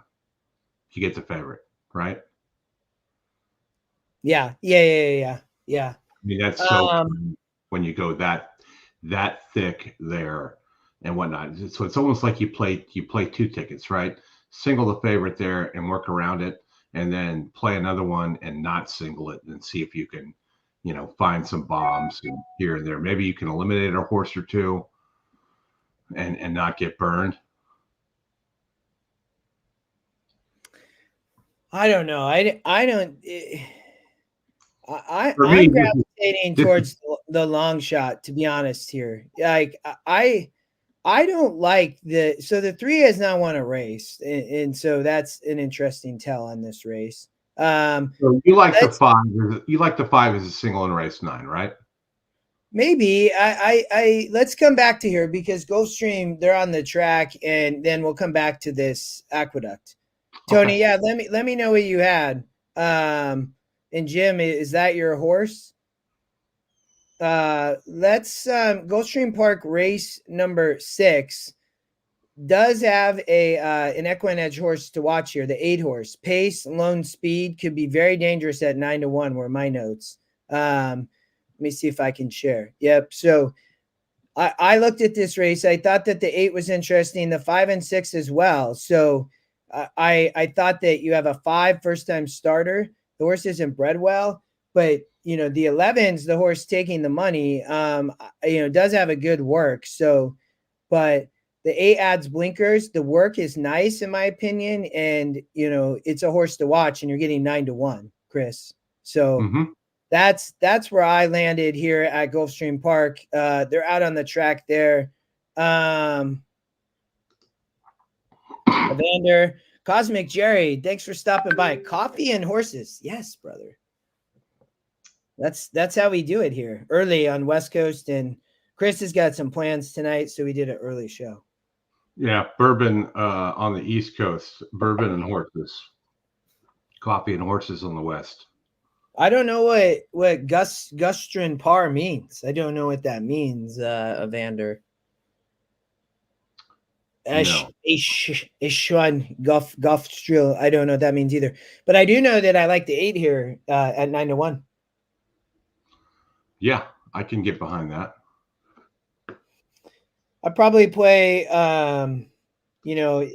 might play a little exacta. I don't. I mean, maybe even play might even pick 3 maybe here. I don't know. Yeah, it's starting to really pour here. In race, I think I only looked through race 6 just because we're gonna drop. Yeah, this race went afternoon. There's prices in some of these other legs. Sprinting on the Tapeta, speed up here could be dangerous.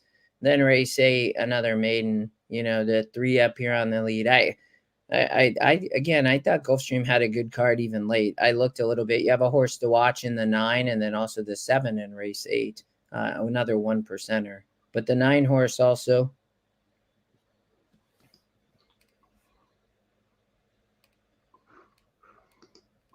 I was going to tell people that Oldie wasn't be able to be on today because he was in bet share rehab. Yeah. They cut him off. Yeah, Jotham, thanks for coming by. Everybody hit the like button for us. It's been awesome. We started out insanely hot, cooled off a little bit here lately, but had multiple winners, multiple exactas, had fun on the pick 4. Added for at least some scratch here, acting on vet advice. You get some exactas, had a win bet, 5-1, a couple other good things. So, number 2 star of the beast is a if late you can scratch from this not, race. if you keep yourself in check and not bet every single race in the world, if you have the 2 as part of a working pick you can 4, be pick you can 5, be doing or pretty good. any other type of wager, you'll get a. You just scratched. You like the 6, Tony. Number 2 star of the beast is a late farm scratch here. team. Windows remain open. Race 6. Oh, Sniper Jack. Yeah, I mean, I'm with you, man. I think 6-5-8 was kind of where I landed. I thought that the 3 was a little bit interesting. Ocala Rocket. But gets over to the Tapeta. But I do like the speed up here. I'm with you on, maybe I'll probably play an 8 over a 5-6, maybe box as a saver, but yep, I don't disagree with you. I think on the Tapeta here, Chris, sprinting like this 8 horse had blinkers too, which I thought was interesting. It looks like could be lone speed.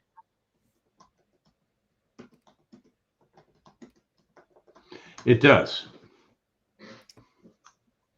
The 5's a first time starter too with Irad and Maker. So, not a great GSR. So, you never know. But the 8, has had a few races. I thought, gets the cut back here, has shown speed. The only thing I would say is, if there could be a horse, yeah, Tony, like the 6, yeah, that is just sharp and ready. There's the 8 right there, but just ready to go. So I just read a tweet on Maker that said, I only bet Maker when he's on site because I believe he administers the PEDs himself. I was like, okay. All right. Everybody's entitled to an opinion. Well, dragging out the gate. Is this pick 6? No, this is pick 6 must be next.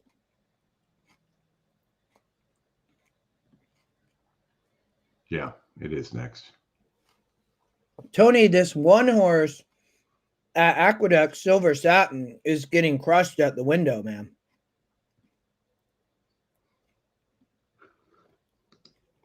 The Abreu first-time starter with Manny.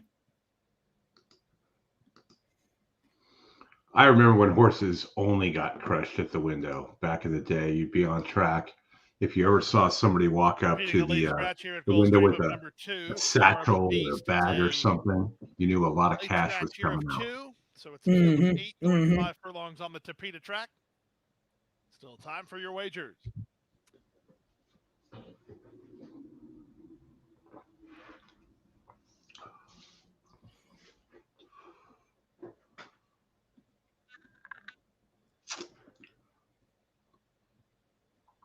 Justin, you got basketball today? No, they're off this weekend. No basketball this weekend. We'll be back at it next weekend, and then baseball about to start, man. I think the team you were playing last week, I think I took the dog in one, and I think I covered in the other one. Yep. Yeah, both games were good last week. My youngest kid, they had a tough game, but it was a good game. They played great. Like they played a team that was 6-0. Is that like a league thing they do? Yeah, it's just through the city. My youngest wants to play select and play more year round. So we'll see. He's only 8. He's almost 9. And then what's the city charge you per child for that? I think Little League was more. I feel like for baseball, I think Little League was like $100 and some. I think basketball was under $100 if I remember right. They play like 10 games. We just play. Scott.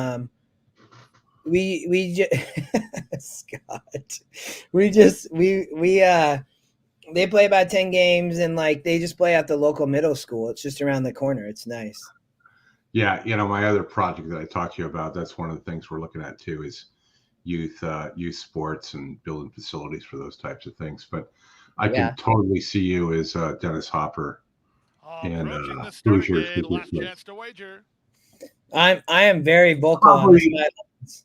Probably without the heavy drinking. Yeah, for sure on that front. In again, I'm very vocal. I like it though. I mean, basketball is a fun sport to coach. At the gate. It's now post time. So we have such a great group of kids, to be honest. Race number 6, the 2-1 favorite is number 11, Sticky McSchnickens. The line goes Sharp Wonder. Now they're working with Master Munnings. East Boston Benny is ready. Sniper Jack going forward. Halverson. Then Room Saint Esprit. And from what did I say? The 8 here? I'm on the 8. 5-6 might run well too. I know Tony, you like the 6 and up near the lead. I thought the 8 could be dangerous here. For Iron Horse Racing, it's Sticky McSchnickens to complete the line. There, Imigate.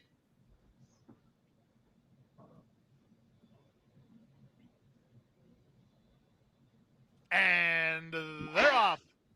Good start in the middle for East Boston Benny, who heads off for the early advantage, taken on for that early lead by Room Saint Esprit on the outside. Driving through at the inside, Ocala Rocket with some forward position. This favorite Sticky McSchnickens got away mid-flight, working 5 ahead of Master Munnings and Halverson's last. They leave the backstretch and move on to the far turn. And up front, the leader is East Boston Benny, 3 parts of a length. Rum Saint Esprit is second, 2 back to Sniper Jackie's now third. Up to 4th while wide is Sticky McSchnickens. Next at the rail, Ocala Rocket. Then it's Sharp Wonder. The other 2, Halverson and Master Munnings, are far back.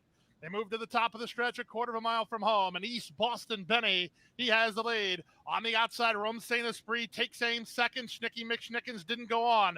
1/8 of a mile to go. Come on, 8, big game. Roused on the inside. Rum Saint Esprit on the outside. It's Rum Saint Esprit to take the advantage. Now get up, 8. 15th to go. East Boston Benny's coming right through. Here's the wire. Rum Saint Esprit won it. Rum Saint Esprit gets the job done and gains fashion over East Boston Benny in 56-1. That was a brutal beat. Man, 7-1. Wiz, that I thought he was gonna come back for a minute. Got really squeezed over on the rail. The 10 just boxed in there. That was close. Man, great price too. I singled in a pick 3.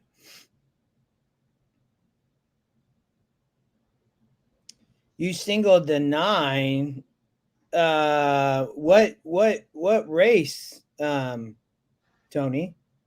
Yeah, that 10, man. I thought the 8 was gonna come back there.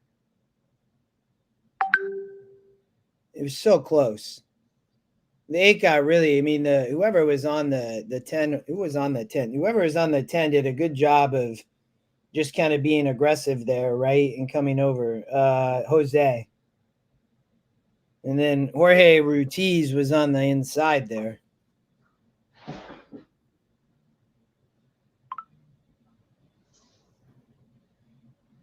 $10-8 though, man.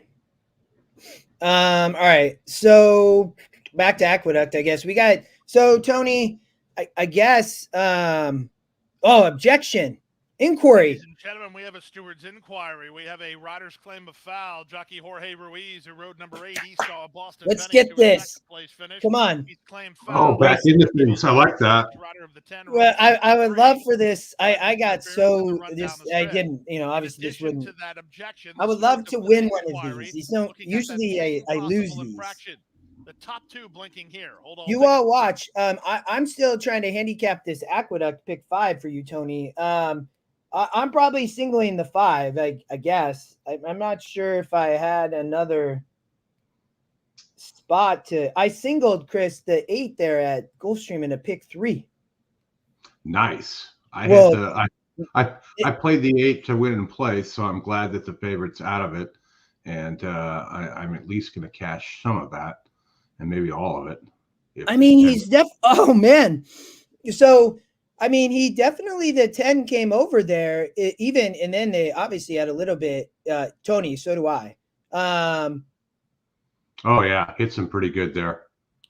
Well, watch, he comes over again. Jose comes over again on him here and almost throws him into the rail. Well, the 10 I think comes down here, and I think Jose and Irad both should be suspended. Yeah. They're like a coupled entry. I'm gonna stay here. I'm gonna let that go in like 2 weeks. Tony, I'm with you. I singled the 8 in a pick 3, and I had the 8 in a win bet, and that's a tough one. I'll miss the exacta. I didn't play the 10, but I played 8 over 5-6. Look at that. 10 just disrupted everything here. Jose. Can we put the 10 behind the 6? Yeah, right. That would be amazing, but I don't see that happening. No. That would cost Tony, a lot. Yeah, I don't think they can throw the 10 back that far. That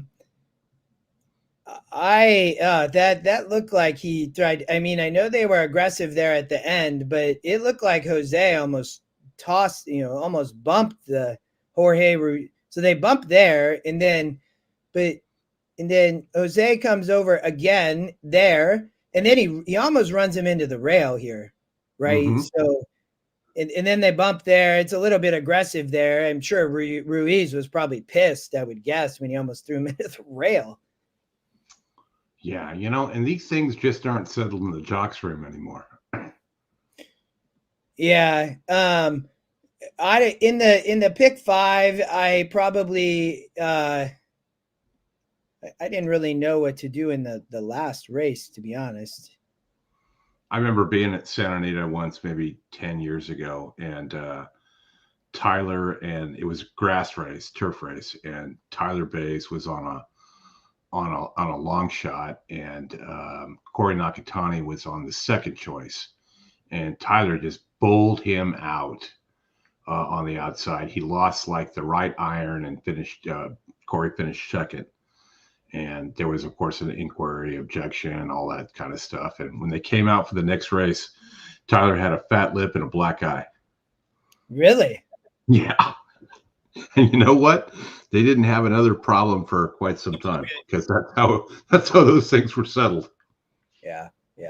No, I could see that. I thought that at Aqueduct this was I guess a little bit of an interesting sequence. Aqueduct is, I think they're going to the gate, or they might be close to going off. No, they are. I do like the late pick 3, maybe. There. I do like the late pick 3, Justin, because I'm using your digits and singling that 5. Yeah. Well, even Post time for today's 6th. Feline Treasure.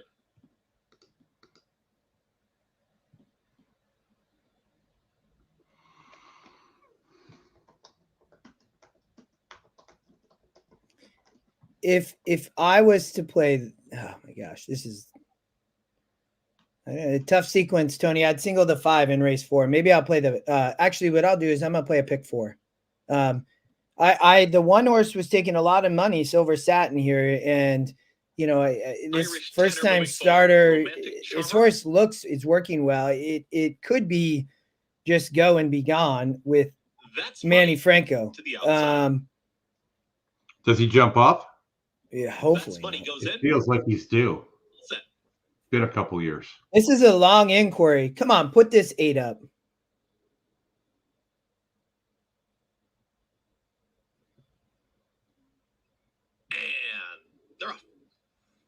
Between horses, here's Irish Tenor, who's flashing early speed. Perno right towards the outside. They're 1-2. At the rail is going to be French Bankers trying to progress forward. Is outside. That's Money, a secured 3rd.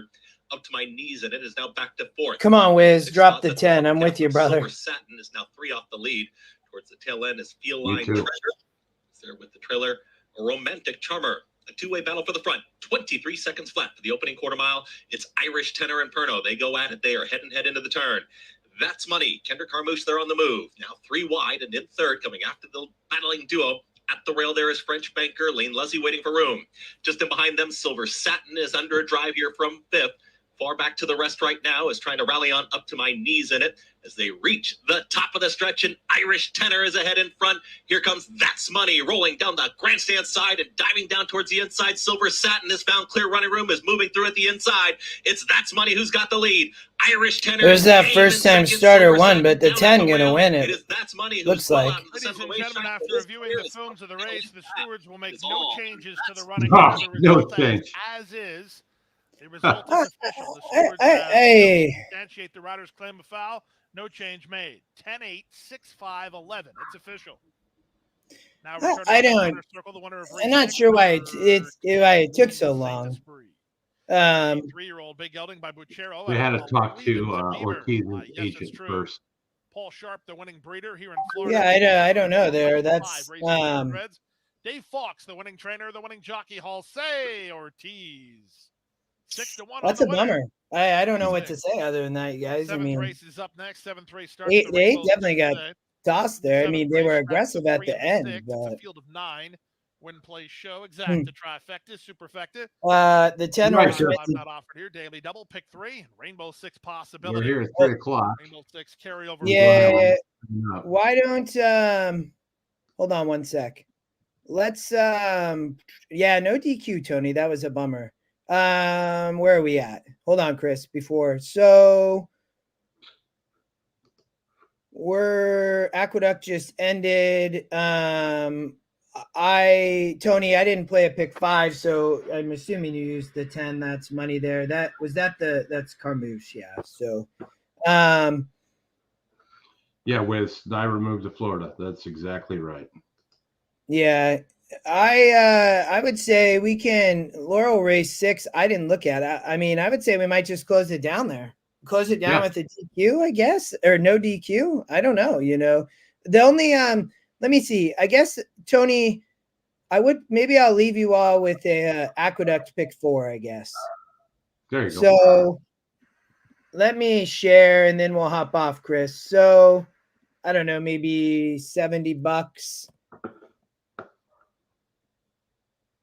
I'm tossing the favorites here in this first race. I don't like it. I'm singling the 5 in race 9.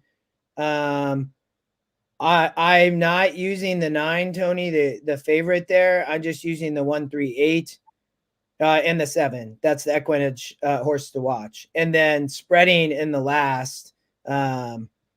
That's how I might as well just go all. That's $80. That's how I'd play Aqueduct. I think Venti Valentine's going to be tough here.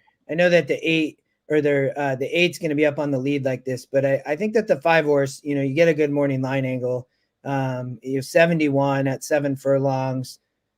Franco, I think this horse is going to be tough, but State Bred Stakes should be good. Chris, any parting thoughts? No, I think you've nailed it there, Justin. I mean, that looks like a decent enough ticket there. I like that 5. I'll probably play this in a few different ways. I won't go that deep with the late double with the 5, but I do like the 1, 3, 7, 8 to the 5 is a double on that. So we'll see how it goes. Yeah, that I appreciate you saying that. Even you could play a pick 3 here for $1 if you don't want to play the pick 4, and you could play it cheaper. You can that last race. I originally Jotham. So let's close it there. We can talk about the Risen Star. Chris, did you look?